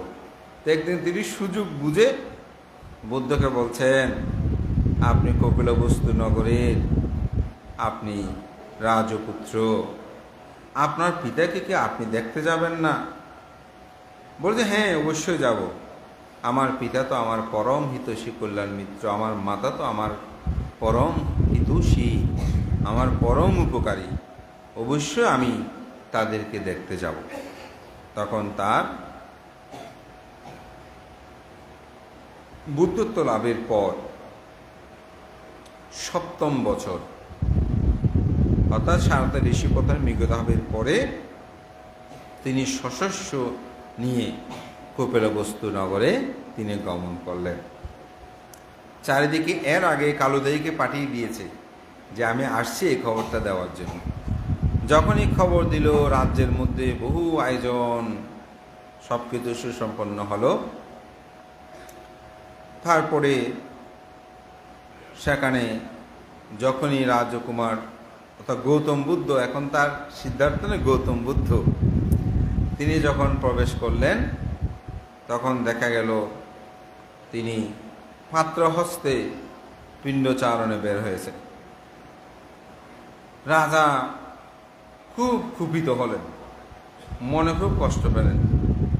বলে যে এমনি তো রাজার সন্তান, সেখানে এই সন্ন্যাসী হয়ে আমাকে বড় অপমানিত করলো। এখন আমাকে খাদ্যদ্রব্যের অভাব আছে, এখন পাত্র একটা নিয়ে এই রাস্তা রাস্তা বিক্রি করতেছে, আমাকে আর কত অপমান করবে। তো পুত্রের কাছে গেল, পুত্রকে গেছে, পুত্র তুমি এই কি করছো? এটা তো রাজধর্ম না, রাজধর্ম তো রাস্তা রাস্তা এরকম ভিক্ষা করার নিয়ম নাই, আপনি আমাকে আর কত অপমান করবেন? আমাকে অপমান করতে করতে আপনি সন্ন্যাসী হয়ে গেলেন, এখন আবার রাস্তা রাস্তায় ভিক্ষা করতেছেন, আমার সন্তান রাস্তা রাস্তায় ভিক্ষা করবে, এটা আমি কিভাবে মেনে নেব? তখন বুদ্ধ বললেন, হে পিতন, আপনি আপনি যে রাজা, আপনি যে সাক্ষ্য রাজা, আপনার শৌর্য বীর্যের ক্ষমতা সম্পূর্ণতা, আপনার নিয়ম নীতি এগুলো আমি জানি এবং সেটি অবশ্যই সমৃদ্ধশালী। কিন্তু আমি তো সেই বংশের আমি নয়, আমি তো বুদ্ধ বংশের উত্তরাধিকারী। আমি এখন আসে রাজবংশের উত্তরাধিকারী নাই, আমি এখন বুদ্ধ বংশের উত্তরাধিকারী। দীপঙ্কর পদমূত্তর পুণ্যান্য সমগ্র পদমূত্র সুমেধ, সেই সমগ্র বুদ্ধের আমি উত্তরস্বরী। তাদের সে বুদ্ধ বংশের নিয়ম হচ্ছে এভাবে পিণ্ডচারণ করে জীবন অতিবাহিত করা। আমি তো আপনার বংশের উত্তর, আপনার বংশের চেয়ে অনেক বেশি পুরনো এই বুদ্ধ বংশ। তো পিতা খুব মনে কষ্ট পেলেন, পেয়ে রাজ অন্তঃপুরীতে তিনি ধর্মসভার আয়োজন হলো। কিন্তু সবাই এসেছে, কিন্তু যশোদারা আসে নাই। তো সবার ধর্মদেশনা করলো। আমি যে গাথাটা বাসন করেছি, ধাম্মাচারী সুচারি নাথাং দুচ্চারিতাং সারি ধাম্মাচারী সুচাংসিতি আসমিং লোকে পারাম, এখানে দুইটি গাথার মধ্যে এটাও ছিল। এরকম ধর্মদেশনা যখন করেছে, এখন ধর্মদেশনার শেষান্তে অনেকে মার্গজ্ঞান বিভিন্ন ফলে প্রতিষ্ঠিত হয়েছে। তখন তিনি জিজ্ঞাসা করতে, যশোদারা কোথায়? কে? গৌতম বুদ্ধ জিজ্ঞাসা করছেন। তো যশোদারা একটা খবর দিয়েছে, বলে যে আমি যদি শিলবতী শিলময়ী জীবন যাপনের অধিকারী হই, সে যদি সত্যি আমার ভালোবাসাতে সাধ্য, সে সত্যি আমি তার কাছে যাব না, সে আমার কাছে আসবে। তখন সেখানে বলছে, যশোদারা আসেনি, সে বলেছে তার ভালোবাসা যদি সত্যি হয়, সে যদি শিলবতী গুণবতী হয়, অবশ্যই আপনি তার কাছে যাবেন। তখন সভা যখন শেষ হলো, তিনি উঠে দাঁড়ালেন। দাঁড়িয়ে তার সারিপুত্র এবং মহামজ্ঞলায়ন তাদের দুজনকে সাথে নিলেন। নিয়ে তখন কিন্তু আনন্দ প্রধান সেবক হয় নাই, তো তাদের দুজনকে সাথে নিয়ে বলছে, এই সারিপুত্র আনন্দ, আমি তো সমগ্র ক্লেশকে ধ্বংস করেছি, আমি তো মুক্ত পুরুষ, আমার কোনো তৃষ্ণা নাই, আমার কোনো আকাঙ্ক্ষা নাই। কিন্তু যশোদারা, সে তো এখনো মুক্ত পুরুষ হতে পারে নাই। তার আচরণগুলোকে তোমরা এমনভাবে দেখভাল করিও যাতে তার কোনরূপভাবে ক্ষতির কারণ না হয়। তো তাদেরকে সাথে নিয়ে রাজবাড়ির অন্তঃপুরেই যখন তিনি গমন করলেন, তখন সেখানে যশোদারার রুমে সেখানে গেলেন, সাথে সারিপুত্র মজ্ঞলায়নও সাথে আছে। হঠাৎ দেখার সাথে সাথে দূর থেকে তিনি খুব দ্রুত দূরে এসে তার পদযুগলে মস্তক রেখে, তার যেন দীর্ঘ 7 বছর পরেই এটি দেখা, সবাই সেখানে সেই অশ্রুসিক্ত হলো, কে? যশোদারা। এবং সেখানে বলছে যে আমি যেদিন শুনেছি আপনি মাথার চুলগুলো ছেদন করে যাতে কেটে ফেলেছেন, আমি সেদিন কেটে ফেলেছিলাম। যেদিন আমি শুনেছি আপনার রাজউপোষণ আপনি পরিত্যাগ করেছেন, সেদিন থেকে আমি জীর্ণতা অবলম্বন করেছি। আমি যেদিন থেকে শুনেছি আপনি একাহারী হয়েছেন, আমি সেদিন থেকে একাহারী হয়েছি। আমি যেদিন শুনেছি আপনি পালঙ্কে কখনো শয়ন করেন নাই, সেদিন থেকে আমি মাটিতেই শয়ন করেছি। আজকে আমার সেই দীর্ঘদিনের শিলব্রত জীবনের যেন সার্থকতা হলো, আপনি সত্যিই আমার কাছে আসলেন। তখন মা বাবা অন্যান্য সবাই এসেছে, স্বাভাবিক তাদেরকে দেখে তিনি আর একটু সংবরণ হলেন। সেখান থেকে তিনি চলে গেলেন। চলে যাওয়ার পর দিবসের 7 দিন অতিবাহিত নিগ্রোধারামে গিয়ে বুদ্ধ সেখানে অবস্থান করতেন। রাজা চিন্তা করছেন, 7 দিন তো 6ষ্ঠ দিন তো 7 দিবসে রাজা রাজপ্রাসাদে সকল ভিক্ষু সঙ্গকে তিনি ফাং করে এই নানাদি কুশলময় কর্ম সম্পাদন আদি তিনি করেছিলেন। তখন যশোদারা বলছে যে পুত্রকে বলছে, তখন পুত্রের বয়স কত? 7 বছর। তো পুত্রকে বলছে, তোমার পিতা যেদিন চলে গিয়েছিল সেদিন 4 নিদুখম্ব হারিয়ে গিয়েছিল। আপনারা আসলে আমি একটু আজকে বেশি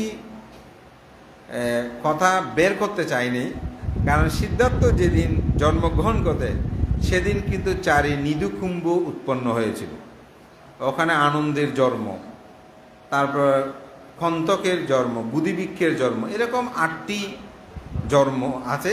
কারণ আমি চেয়েছি, কারণ আসলে বুদ্ধের যশোদারার জীবন বললে তো যেহেতু তিনি সিদ্ধার্থের অর্ধাঙ্গিনী ছিলেন আমরা যেটা বলবো, সুতরাং অনেক কথা সেখানে চলে আসবে। আমি আর যশোদারার জীবনী বলে শেষ করতে পারবো না, সেজন্য আমি বেশি কিছুতে যাইনি, জাস্ট সোজা পট্টাতে যেতে চেয়েছি। তো যশোদারা বলছেন যে তোমার পিতা যেদিন এই বাড়ি থেকে চলে গিয়েছিল সেদিন এই 4 নিদুকুম্ভ হারিয়ে গেছে। আপনাদের মধ্যে অনেকে দেখবেন পুণ্য লক্ষণ, অনেকে বলে বান্তা আমার মেয়েটা জন্মগ্রহণের পর থেকে আমার আয় উন্নতি শুরু, মেয়েটাকে বিয়ে দিলাম আমার সব সর্বনাশ। অনেকে বলে বান্তে এই বউটাও খুব বাইকিতে বউ, আর বইনে ফলো দেয় না, সরিও রেন তেন এরকম বলে। এটা আসলে একটা পুণ্য পারামি, এটা হচ্ছে অনেক সময় পুণ্যের সাথে অনেক কিছু সম্পর্কযুক্ত। যেমন আমি দেখেছি এমন পরিবার, যে পরিবারে মানুষ শীল গ্রহণ করতো না, দান ধর্ম করতো না, কিন্তু ওনাদের পুত্রবধূ আসার পর দেখা গেলো যে পরিবারটাকে সে পরিবর্তন করে ফেলেছে। পরিবারের সবাই দান ধর্ম পুণ্যকর্ম করে, তাহলে আরেক জন্ম গ্রহণ করলে ওই নারী যেদিন সে ঘরে প্রবেশ করবে পুণ্য পারামিগুলো তখন ফল প্রদান করতে শুরু করবে। এটা সেরকম যে এটা আসলে কোনো মানুষটার মধ্যে ভাগ্য যে না, মানুষটার পুণ্য পারামি। যেমন শিবুলি কুমার যখন মাতৃগর্ভে প্রতিসন্ধি গ্রহণ করে তখন থেকে সুপ্রবাসা যেখানে হাত দেয় সেটা সোনা বলে দেয়, এরকম অনেক মানুষ আছে। হ্যাঁ, আমাদের অনেক বোঝা নেই, অনেকে বুঝে দিলে উঠছে কি, এটা হচ্ছে আসলে পুণ্য, মানুষের পুণ্য পারামি। তো ঠিক অনুরূপভাবে 4 নিদুকুম্ভ এগুলো বলছে হারিয়ে গেছে। তো তুমি তো রাজা হবে, কে? রাহুল। তো তুমি পিতার কাছে সে পিতৃধনে আশা করো, এই সাইডটি গেল কোথায়? তো তখন তিনি পিতার পিছে পিছে যাত্রা শুরু করেন। তো পিতাকে আমি চিনব কিভাবে? তখন নরসিংহ যেটা গাথা আছে, এই নরসিংহ গাথাটা তিনি আবৃত্তি করলেন, যে পুণ্য লক্ষণযুক্ত সম্পূর্ণ সিংহ পুরুষ তোমার পিতা, তার 4 যুগলু, এরকম বিভিন্ন বর্ণনাগুলো তিনি দিয়েছেন। এটা অবশ্যই বইয়ের মধ্যে গাথা আকার এগুলো খুব সুন্দর আছে, এবং আপনারা নরসিংহ গাথা লিখলেই আপনাদের ইউটিউবে এটা পাবেন। আজকে আমি বইটা যখন দুপুরে একটু প্রতি এই গাথাটা আমি শুনতেছিলাম, এবং শুনতে শুনতে আমি অশ্রুসিক্ত হয়েছি যে আসলে মানে বুদ্ধের কথাগুলো আসলে কীরকম, এবং কিভাবে পুত্রের পরিচয় দিচ্ছে। তো বলতে তোমার পিতা তো নিগ্রহগ্রামে আছে, সেখানে যে বহু ভিক্ষু সংঘ আছে তাদের মধ্যেই তুমি তাকে চিনতে পারবে। বলে আমি পিতাকে চিনব কিভাবে? তখনই এই নরসিংহ গাথাটা আবৃত্তি করেছেন, এবং তিনি পিতাকে গিয়ে তো পিতার কাছে যখনই তিনি গিয়ে উপস্থিত হয়েছেন, কোথায়? ওই রাজসভার সেখানে। তখন সেই পিতার সাথে কথা বলছে ঠিক, কিন্তু তার মা যে কথাটা বলতে বলেছে সেগুলো বলতে ভুলে গেছে। মানে পিতার সাথে কথা বলছে যে আপনি কি শ্রমণ গৌতম? বলেছে হ্যাঁ আমি শ্রমণ গৌতম। তো আরও কিছু এরকম কথা বলতে বলতে পিতৃদন যে ইয়াচা করার জন্য চাওয়ার জন্য বলছে সেটা সে ভুলে গেছে। যখনই সে রাজপ্রাসাদ ত্যাগ করে চলে যাচ্ছে, কিছুদিন যাওয়ার পর তার মনে পড়ল, বলে যে আমি তো পিতৃদন ইয়াচা করে, মা বলেছে যে, যেহেতু তার বয়স ছিল আসলে ছোট, তখন পিছিয়ে পিছিয়ে যাতে, এখন রাস্তায় তো আর কথা বলা যায় না, যখন নিগ্রোধারামে গিয়ে বুদ্ধ বসলেন, তখন বলে যে আপনি তো আমার পিতুন, আপনি আমাকে পিতৃধন প্রদান করুন। আমার মা বলেছে আপনার কাছে পিতৃধন চাইতে। তখন গৌতম বুদ্ধ চিন্তা করছেন আমি তাকে কি পিতৃধন দেব। তখন তিনি বলছে রাহুল যে পিতৃধন প্রত্যাশা তা তো ক্ষণস্থায়ী। অর্থাৎ যে চারি নিধিকুম্ভ রাহুল চাচ্ছে এটা তো ক্ষণস্থায়ী, এটা দুঃখ প্রদাহ, এটা ওকে দুঃখ দেবে। রাজকর্ম দেখেন না আমাদের দেশে যিনি সরকার আসবে এখানে কাউকে কি শান্তি দিচ্ছে? এই পর্যন্ত কোনো কাউকে শান্তি দিয়েছে পৃথিবীতে? কোনো রাজা মহারাজাকে কেউ পছন্দ করে, কেউ গালি মন্দ করে, ঠিক না? এখানে কারণ এটা এমন, এখানে কেউ শান্তি পাবে না, কারণ এটা শান্তির জায়গা নয়। তখন বলছে এই চারি নিধিকুম্ভ তাহা তো ক্ষণস্থায়ী, যে সম্পদ সে চাচ্ছে এগুলো তো ক্ষণস্থায়ী। আমি মহাবুদ্ধি বৃক্ষ মূলে যে সপ্তবিধ আর্যদন লাভ করেছি তাহাকে আমি সেই লোকোত্তর সম্পদের উত্তরাধিকারী করব। আজকে আমি আসলে এই কথাটা পড়েই আমি অশ্রুসিক্ত হয়েছি। সেজন্য একটু কোট করেছে আসলে, যে বলছে রাহুল যে পিতৃধন প্রত্যাশী হা ক্ষণস্থায়ী দুঃখপদ, আমি মহাবুদ্ধি মূলেই সপ্তবিধ আর্যদন যে লাভ করেছি তাকে আমি সেই লোকোত্তর সপ্তদনের উত্তরাধিকারী করব। তখন বলছে হে সারিপুত্র, তুমি রাহুলকে প্রব্রজ্য প্রদান করো। তখন রাহুলকে পিতৃধন আশা করতে গিয়ে প্রব্রজ্য দিল। এদিকে যশোদারা চিন্তিত হয়ে আছে আমার পুত্র আসছে না কেন। আবার ভাবছে হয়তো বহুদিন পর পিতা পুত্রের মিলন হলো, হয়তো সেই নিগ্রোধারা গ্রামে তারা একে অপরের মধ্যে কথোপকথন হচ্ছে, অনেক দিনের ভাব বিনিময় হচ্ছে, হয়তো আমার পুত্রকে তার পুত্র স্নেহ বৎসল করছে, এভাবে কত কিছু ভাবছে। কিন্তু সন্ধ্যা যখন ঘনিয়ে আসলো তখন তিনি আরো চিন্তিত হয়ে পড়লেন। চিন্তিত হয়ে এই খবর আসছে যে নিগ্রোধারামে সে বালক রাহুল তিনি প্রব্রজ্য ধর্ম গ্রহণ কথা শ্রমণ হয়ে গেছে। তখন তো তিনি ক্রন্দনে রাজপ্রাসাদ যেন একেবারে। তখন রাজা শুদ্ধোদন তিনি সান্ত্বনা দিয়ে বলছে আসলে আমি পুত্র হারার দুঃখ আমি বুঝি। আমি যেমন আজ থেকে 7 বছর আগে আমার পুত্রকে হারিয়ে আমি যেই দুঃখ পেয়েছি, আজকে তোমার পুত্রের এই সংবাদ শুনে তুমিও দুঃখ পাচ্ছ, এটি আমি উপলব্ধি করেছি। তখন তিনি আবার গেলেন, কে অর্থাৎ রাজা শুদ্ধোদন গিয়ে বলছেন হে শ্রমণ গৌতম, হে পুত্র, তুমি আমাকে ছেড়ে চলে গেছো, আমি সেটা সহ্য করলাম। তুমি নন্দকেও নিয়ে আসলে, এখন আমার একমাত্র উত্তরাধিকারী তাকেও তুমি নিয়ে আসলে। সুতরাং এভাবে যদি মা বাবার অনুমতি ছাড়া আপনি প্রব্রজ্যা প্রদান করেন তাহলে তো মা বাবা মনে কষ্ট পাবে। সুতরাং আমি মনে করি মা বাবার অনুমতি নিয়ে প্রব্রজ্য দেওয়াটা বিধিও। তখন বুদ্ধ সেই থেকে আইন করলেন, কেউ যদি প্রব্রজ্য ধর্ম গ্রহণ করতে চায়, উপসম্পদা নিতে চায়, তাহলে পিতামাতার অনুমতি লাগবে। রাহুলকে নিয়ে তথাগত বুদ্ধ চলে গেলেন। ইতিমধ্যে রাজা শুদ্ধোদন অসুস্থ হলেন।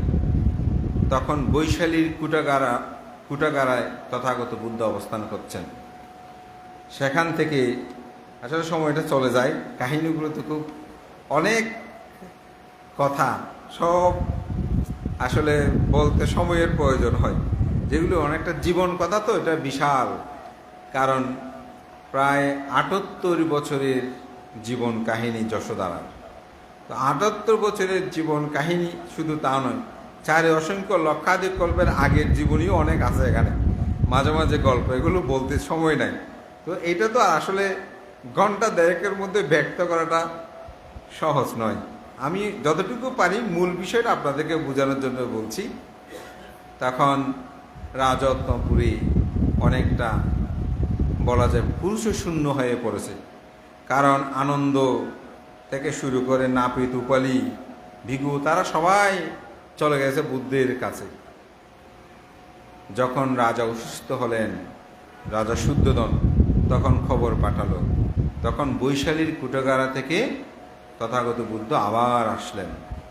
এসে পিতাকে মহাধর্মপাল ও জাতক দেশনা করলেন। পিতা অনাগামিত্ব লাভ করে তিনি পরিনির্ভাব অর্থাৎ অরহতে তিনি অনাগামিত্ব লাভ করলেন এবং তিনি মহাপ্রয়াণ করলেন। তথাগত বুদ্ধ তখন রাজপুরীর অনেকটা পুরুষ শূন্য হয়ে পড়েছে। তখন মহাপ্রজাপতি গৌতমী যশোদারাকে বললেন, চলো আমরা বৈশালীতে যাই এবং সেখানে গিয়ে আমরা প্রব্রজ ধর্ম গ্রহণ করার জন্য আমরা বুদ্ধের কাছে প্রার্থনা করি। তখন তারা সেখানে গিয়েছেন। মহাপ্রজাপতির জীবনে যারা পড়েছেন সেখানে কি হয়েছে আমি ব্যক্ত করেছি। তখন বুদ্ধ 8টি গুরু ধর্ম প্রদানের মাধ্যমে তাদেরকে প্রব্রজ ধর্মে দীক্ষা প্রদান করলেন। দীক্ষা প্রদানের পর যশোদারা সহ সেখানে 10 সহস্র জন ওখানে ভিক্ষুণী ধর্ম তারা গ্রহণ করে এবং যশোদারা 1.5 মাসের অর্ধ মাস অর্থাৎ 15 দিনের মধ্যে সে অরহত্ত মার্গ জ্ঞানে উপনীত হয়। অর্থাৎ যশোদারা বিমুক্তি লাভ করে অরহত হয়ে যায়। এখন আমি আপনাদেরকে একটি কথা বলবো, যে কথাটা মাঝখানে বলেছি। স্বাধীনতা যখন অর্জন করে, যে স্বাধীন দেশের মধ্যে যখন স্ত্রীর বসবাস হয়, তখন তাকে বীর যুদ্ধ বলে না, ফেলে গেছে যে সেটা নিয়ে কোনো কথা বলে। তো বুদ্ধ স্ত্রীকে ছেড়ে চলে গেলেও তিনি বুদ্ধত্ব লাভের পর জন্ম জন্মান্তরের সমগ্র দুঃখকে অপনোদন করার যে শিক্ষা, যে জ্ঞান, যে প্রজ্ঞা, সেটা তার স্ত্রীকে তিনি প্রদান করেছে না? তাহলে এখানে বঞ্চিত করার কি আছে? আরও যদি বলি, যেমন আমাদের অনেকে স্ত্রীকে দেশে রেখে বিদেশে চাকরি করছে না, অনেকে 5 বছর আছে, 6 বছর, 10 বছরও আছে না, এরকম আছে না, বেশিও আছে না। তাহলে তারা কি স্ত্রীকে পরিত্যাগ করেছে? ভরণ পোষণ সব ব্যবস্থা করছে না? তো সুতরাং সিদ্ধার্থ গৌতম তো ভরণ সকল ব্যবস্থা তিনি করে গেছেন। তিনি একটি যুদ্ধে অবতীর্ণ হয়েছেন, চিত্তগত যুদ্ধ, জীবন যুদ্ধ। তিনি সেটি জয়ী হয়ে তো তার স্ত্রীকে তিনি অরহত্ব প্রদান করেছেন, অর্থাৎ অরহত্ব লাভের পথ নির্দেশনা দিয়েছেন। সুতরাং এখানে স্ত্রীকে কোনো কারণেই তিনি বঞ্চিত বা পরিত্যক্ত তিনি করেন নাই। তিনি স্ববিহারী হয়ে এরপর যখন তথাগত বুদ্ধ শ্রাবস্তির জেতবন বিহারে অবস্থান করছেন, সেই জেতবন বিহারের পাশে একটি ভিক্ষুণী নিবাস ছিল, সেখানে তিনি অবস্থান করতেন। তো রাহুল ছিল ছোট, তো রাহুল প্রায় সময় মাকে দেখতে যেত। তো একদিন মায়ের একটি উদর রোগ হয়, যেটা পেটের সমস্যা রোগের। তো এখন রাহুল গিয়ে দেখে যে মা অসুস্থ। তো জিজ্ঞাসা করে যে মা তুমি তুমি তোমার কি গেলে তুমি ভালো হবে? বলে যে আমি রাজন্তপুরে থাকতে বলে যে অম্ররস আমি যখন পান করে থাম তখন আমার এটা চলে যেত। এখন অম্ররস কোথায় পাবে? আসলে তখনকার সময়ে তো ভিক্ষুরা এইভাবে কারো কাছ থেকে অহেতুক কোনো কিছু চাইতো না, প্রার্থনা না করলে আসলে কোনো ভিক্ষু কারো কাছ থেকে চাওয়াটা উচিত নয়, এটা বিনয় এখনও আছে। অর্থাৎ আপনি যদি প্রার্থনা করেন ভাঙতে আপনার কোনো কিছু প্রয়োজন হলে আমাকে বলবেন, তাইলে চাইতে পারে। কিন্তু অবু বসিকা অবু আর ইয়েন দন ইয়েন এরকম চাওয়াটা কিন্তু বিধিও নয়, এটা উচিত নয়। তো এখন উনি তো কাউকে চাইতে পারছে না, তো পুত্রকে বলছে, পুত্র বলছে রাহুল বলছে, মা আপনি চিন্তা করবেন না, আমার মহাগুরু আছে, আমার উপাধ্যায় আছে, আমার আচার্য আছে, আমি ওনাদের সাথে পরামর্শ করব। তো ওনার উপাধ্যায়কে, মহাচার্য বুদ্ধ, উপাধ্যায়কে সারিপুত্র, আচার্য সম্ভবত এই ধরনের আরও নাম আছে, আমার ঠিক এগুলো মনে পড়ছে না। তখন উপাধ্যায়ের কাছে গেছে, সারিপুত্রের কাছে গিয়ে বলছে আমার মা এরকম এরকম। বলছে ঠিক আছে তুমি আমার সাথে চলো। গিয়ে রাজা প্রসেনজিতের বাড়ির সামনে গিয়ে ওনাকে একটা বৃক্ষতলে রাহুলকে বসালো, বলতে তুমি এখানে বসো, আমি পিণ্ডচারণ করে আসি। এখন পিণ্ডচারণ করতে সেখানে গেছে, গিয়ে বলে যে আমার অম্র রস লাগবে।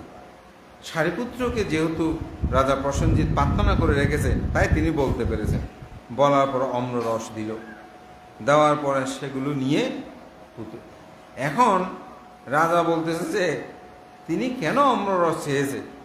গোয়েন্দা থেকে বলছে ওনার পিছিয়ে পিছিয়ে যাও, এগুলো খাওয়ার জন্য তিনি এখানে না খেয়ে, অর্থাৎ পানিও আপনারা দান করেছেন, এখন পানিও তো আপনার না খেয়ে ব্যাগের মধ্যে পরে বের হয়ে যায়, স্বাভাবিক বলতে সামনে দিলে খেলে ভালো লাগতো, বাদে নিয়ে যাচ্ছে কেন, তো বলছে একটু পিছিয়ে পিছিয়ে যান। তো পিছিয়ে পিছিয়ে গেল, গিয়ে দেখে যে এগুলো রাহুলকে দিয়ে দিয়েছে। রাহুল পাত্রটা নিয়ে ভিক্ষুণীদের ওখানে চলে গেছে, এটা নিয়ে আলোচনা সমালোচনা শুরু হয়ে গেছে। বলে যে এরকম সারিপুত্রস্তবীরের মতো মানুষ, অর্থাৎ ভিক্ষু, তিনি পিণ্ডচারণ করে এসে আবার যশস্তবীর, তখন কিন্তু যশোধরা স্থবীর হয়ে গেছে তিনি, থেরি বলছে ওনার জন্য মানে থেরির জন্য পাঠিয়ে দিয়েছে, এটা কেমন কথা। তখন ভিক্ষু সংঘ সবাই সমবেত হলো। সমবেত হয়ে বুদ্ধ বলছেন শুধু এই জন্মে নয়, অতীত জন্মেও সারিপুত্র এইভাবে যশোদারাকে আরোগ্য লাভের জন্য তাকে ওষুধ সদৃশ্য বৈষজ্য দান করেছে। তখন সবাই সেটা বুঝতে পারে। এটার আবার একটা কাহিনী আছে, এটা হচ্ছে চুন্ধুন কণ্টক নামক একটা জাতক আছে, ওই জাতকে এটা বিস্তারিত এখন বলার সময় নেই। তো এরকম করে আরও জাতক, তিনি সুস্থ হলেন, আবার অসুস্থ হলেন। তখন এই কথাটা রাজার কানে গেল। তো রাজা গিয়ে বলছে আসলে এই রাজকুমার সিদ্ধার্থ গৌতম তথাগত বুদ্ধ, তিনি তো রাজার পুত্র, তার তো কোনো কিছুর অভাব নাই, তিনি আজকে পথে পথে ভিক্ষা করছেন। তাহার সিদ্ধার্থের সহধর্মিনী যশোদারা, সে রাজন্তপুরীতে রাজ্যভোগ ভোগ করেছে, সে কি পিণ্ডচারণ করতে হয় তাকে? তার তো এইভাবে রাহুলকে দিয়ে, সারিপুত্র দিয়ে পিণ্ডচারণের প্রয়োজন নাই। রাহুল হচ্ছে সে রাজ পরিবারের উত্তরাধিকারী, সেও এই আজকে পিণ্ডচারণ করতেছে পাত্র নিয়ে। তখন তিনি বললেন আজ থেকে এই অম্ররস এটা পিণ্ড, আমি যাহা কিছু প্রয়োজন আমি সমগ্র কিছু তাদেরকে সেখানে প্রদান করব। যখন ৭৮ বছর বয়স হয় কার, যশোদারা, তখন তিনি চিন্তা করছেন তথাগত বুদ্ধের পরিনির্বাণের পূর্বে তার প্রধান শিষ্য থেকে শুরু করে সারিপুত্র অনেকেই পরিনির্বাপিত হয়েছেন, আমারও পরিনির্বাপিত হওয়ার সময়কাল এসেছে। তখন সেটা চিন্তা করে তিনি জেতবন বিহারে আসলেন। এসেই তথাগত বুদ্ধের সাথে সাক্ষাৎ করলেন। সাক্ষাৎ করেই তিনি তার জন্ম জন্মান্তরের যে পারমী পুণ্যতা করেই তার যে সুদুর্লভ সাক্ষাৎ লাভ করেছেন, সেই কথাগুলো তিনি ব্যক্ত করলেন। সেই কথাগুলো আসলে খুব সুন্দর, এখানে বলতে গেলে সময় একটা বিষয় আছে, তবু আমি এরকম একটি বলি যে আমি যখন হংসবতী নগরে প্রথম আপনার সাক্ষাৎ লাভ করে দুজনেই মিলে একই সাথে পুষ্পদা অর্ঘ্য নিবেদন করে বুদ্ধের কাছে প্রার্থনা করেছিলাম, যতদিন পর্যন্ত আপনি বুদ্ধত্ব লাভ করবেন না ততদিন যেন আমি আপনার সান্নিধ্য লাভ করি, আপনার সহধর্মিনী রূপে আমার জন্ম জন্মান্তরে যেন আমি জীবনটাকে অতিবাহিত করতে পারি। সেইটি এই জন্মে আমার পুণ্যতা হয়েছে, আমি তার পুণ্যতা আজকে লাভ করেছি। তখন তথাগত বুদ্ধ বললেন, হে যশোদারা, তুমি আমার পরম হিতৈষী কল্যাণ মিত্র। শুধু তুমি এই জন্মে নয়, তুমি জন্ম জন্মান্তরে আমার সহধর্মী রূপে অবস্থান করে আমাকে সর্ববিধভাবে তুমি সহযোগিতা করেছ। আমি যতবারই অবিনিষ্ক্রমণ করেছি ততবারই তুমি শিলরূপে শিলবতী রূপে নিজেকে রক্ষা করে বারবার তুমি শিলবান প্রতিরূপেই আমাকে তুমি শ্রদ্ধা সম্মানের করে আবদ্ধ করেছ। আজকে আমার যেমন জীবনের পূর্ণতা হয়েছে, তোমারও সেরূপভাবে পূর্ণতা হয়েছে। তোমার যথা অভিরুচি তুমি তা করতে পারো। আমি গতবার বলেছি বুদ্ধগণ পরিনির্বাণের কথা, তা যথা অভিরুচি, আর তোমার যেটা মনে হয়। সেখান থেকে তিনি বিদায় নিয়ে বুদ্ধ সম্মুখেই তাকে কেমন দেখেন, বুদ্ধের সম্মুখেই বুদ্ধ বলছেন, তোমাকে হয়তো অনেকে চিনতে পারে নাই, তুমি বিবিধ ঋদ্ধি প্রদর্শন করো। তখন বুদ্ধ নির্দেশে তিনি প্রথম ধ্যান, দ্বিতীয় ধ্যান, তৃতীয় ধ্যান, চতুর্থ ধ্যান, অনুলোম প্রতিলোম ভেবে তিনি ঋদ্ধি প্রদর্শন করে আকাশে উঠছে, সেখান থেকে পড়ছে, এভাবে ঋদ্ধি প্রদর্শন করতে লাগলো। বুদ্ধ এটা করার কারণ ছিল যাতে তাদের মধ্যে শ্রদ্ধা, অশ্রদ্ধাবানের শ্রদ্ধা উৎপন্ন হয়, শ্রদ্ধাবানের শ্রদ্ধা আরও প্রবৃদ্ধি হয়। এই কারণেই এটি প্রদর্শন করলেন। যখনই প্রদর্শন করলেন, এরপরে তিনি তার একজন নয়, সেখানে সহস্র জনের অধিক সবাই মার্গ জ্ঞান লাভী, তারা ধ্যানস্থ হলেন। এই ধ্যানে যে বসেছে সেখানেই তিনি অনুপাদেশে নির্বাণে নির্বাপিত হলেন। তো বসার মধ্যে নির্বাণ লাভ করেছে এই যশোদারা, এটা আমি আজকে জানলাম। বসার মধ্যে কেউ নির্বাণ গিয়েছে এটা আমি আগে জানতাম না। তা আপনারা যে আমাকে এই জীবনীতে বলতে বলেছে, তিনি আমার পরম উপকার করেছেন। আমি অনেক অনেক নতুন তথ্য পেয়েছি এবং এই বিষয়টা আমি আরও 4 ঘন্টা বলতে পারো। অত আজকের দেশনে আমি ডালপালা কোথায় যাইনি, সোজা কথা বলেছি, যে কথা এখানে এখনো শেষ হয় না, আরও 4 ঘন্টা বলা যাবে বানতে। কেন? কারণ যশোদারার জীবনের সাথে সিদ্ধার্থের জীবন এবং গৌতম বুদ্ধের জীবনের অনেক বিষয় এখানে নিহিত রয়েছে। তো বিশেষ করে আমাদের একজন লেখক অমল বাবু, তিনি যশোদারা নামে একটি বই লিখেছেন। আমার বইটা উনি এসে আমাকে দিয়ে গেছেন। আমি জিজ্ঞাসা করেছি, আমাদের বইটা কি আপনি একটা বই লিখেছিলেন উপাসক? তো বলছে, ভান্তে আমি তো শুক্রবার ছাড়া সময় পাই না, তো আপনি যদি থাকেন আমি একদিন আসবো। আমি বললাম, উপাসক এটা আমার বেশি প্রয়োজন, আমি সংগ্রহ করব।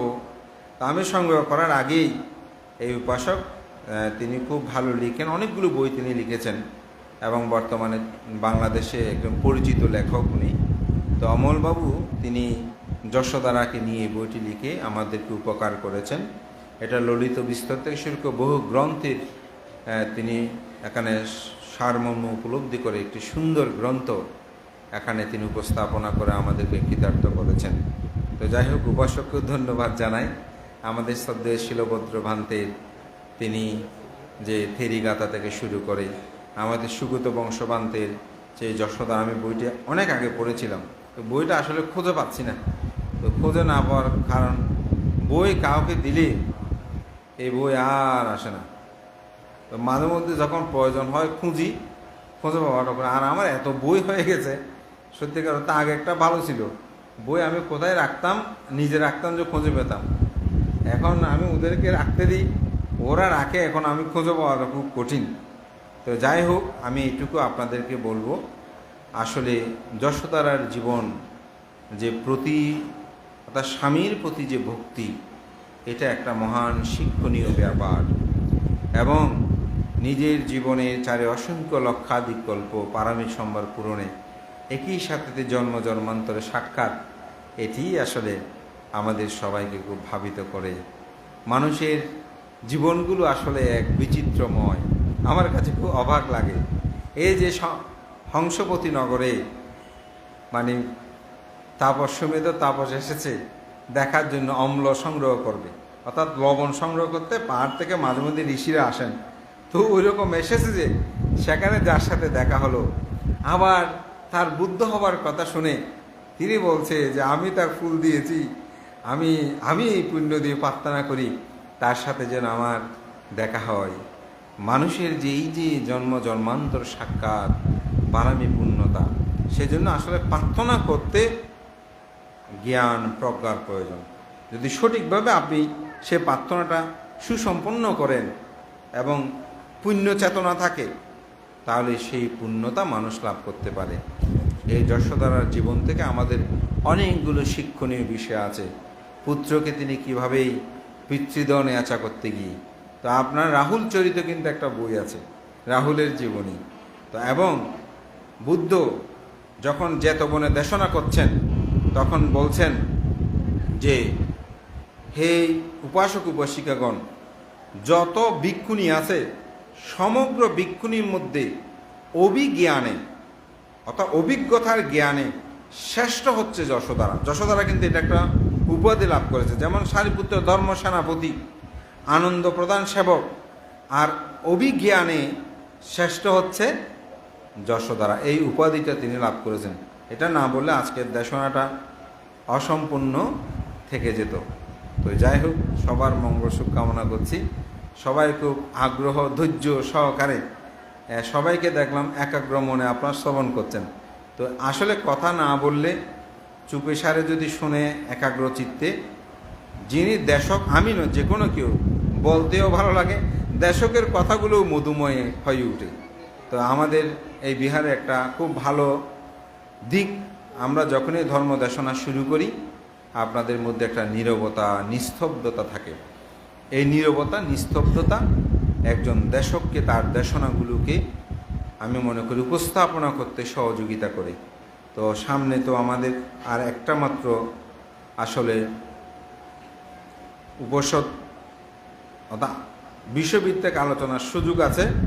অবশ্য আমি আপনাদেরকে বলেছিলাম সকালবেলা কোন বিষয়টা নিয়ে আলোচনা করব আপনারা বলেন। তো যদি না বলেন আমি নিজে নির্ধারণ করে একটা হয়তো বলবো, যেহেতু এবার মহাপ্রজাপতি গৌতমী যশোদারা এবং আলোচনা হয়েছে, তো এখন সম্ভবত আগামীবারে হয়তো রাহুল চরিত নিয়ে একটু আলোচনা করব। যদি আপনাদের কোনো পছন্দ থাকে সেটাও বলবেন। তো আপনাদের রাহুলও কিন্তু অরহত হয়েছিলেন, আপনারা জানেন কিনা জানি না। এবং অশীতি শ্রাবকের মধ্যে রাহুলকে শিক্ষানবিশদের মধ্যে শ্রেষ্ঠ বলা হয়েছিল, অর্থাৎ ছাত্রদের মধ্যে শ্রেষ্ঠ ছাত্র এরকম তাকে উপাধি প্রদান করা হয়েছিল। তো সবার মঙ্গল সুখ কামনা করছি, সবার মধ্যে ধর্ম জ্ঞান ও চক্ষু উৎপন্ন হোক, সবাই যেন স্বামীর প্রতি যেন আমরা শ্রদ্ধাশীল হই, স্বামীর প্রতি মান্য করে আজকে শিক্ষা থেকে আমরা এগুলো লাভ করতে পারি।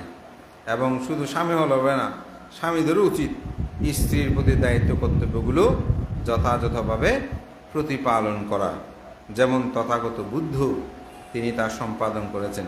তো এখানে যদি জাতকগুলো বলতে পারতাম তাহলে আপনারা আরও বুঝতে পারতেন স্বামী হিসেবে স্ত্রীর প্রতিও যে দায়িত্ব কর্তব্য সিদ্ধার্থ অর্থাৎ বুদ্ধিসত্ত্ব বুদ্ধিসম্ভার পারামি পূর্ণতার তিনি করেছেন, সেটা প্রতীয়মান হতো।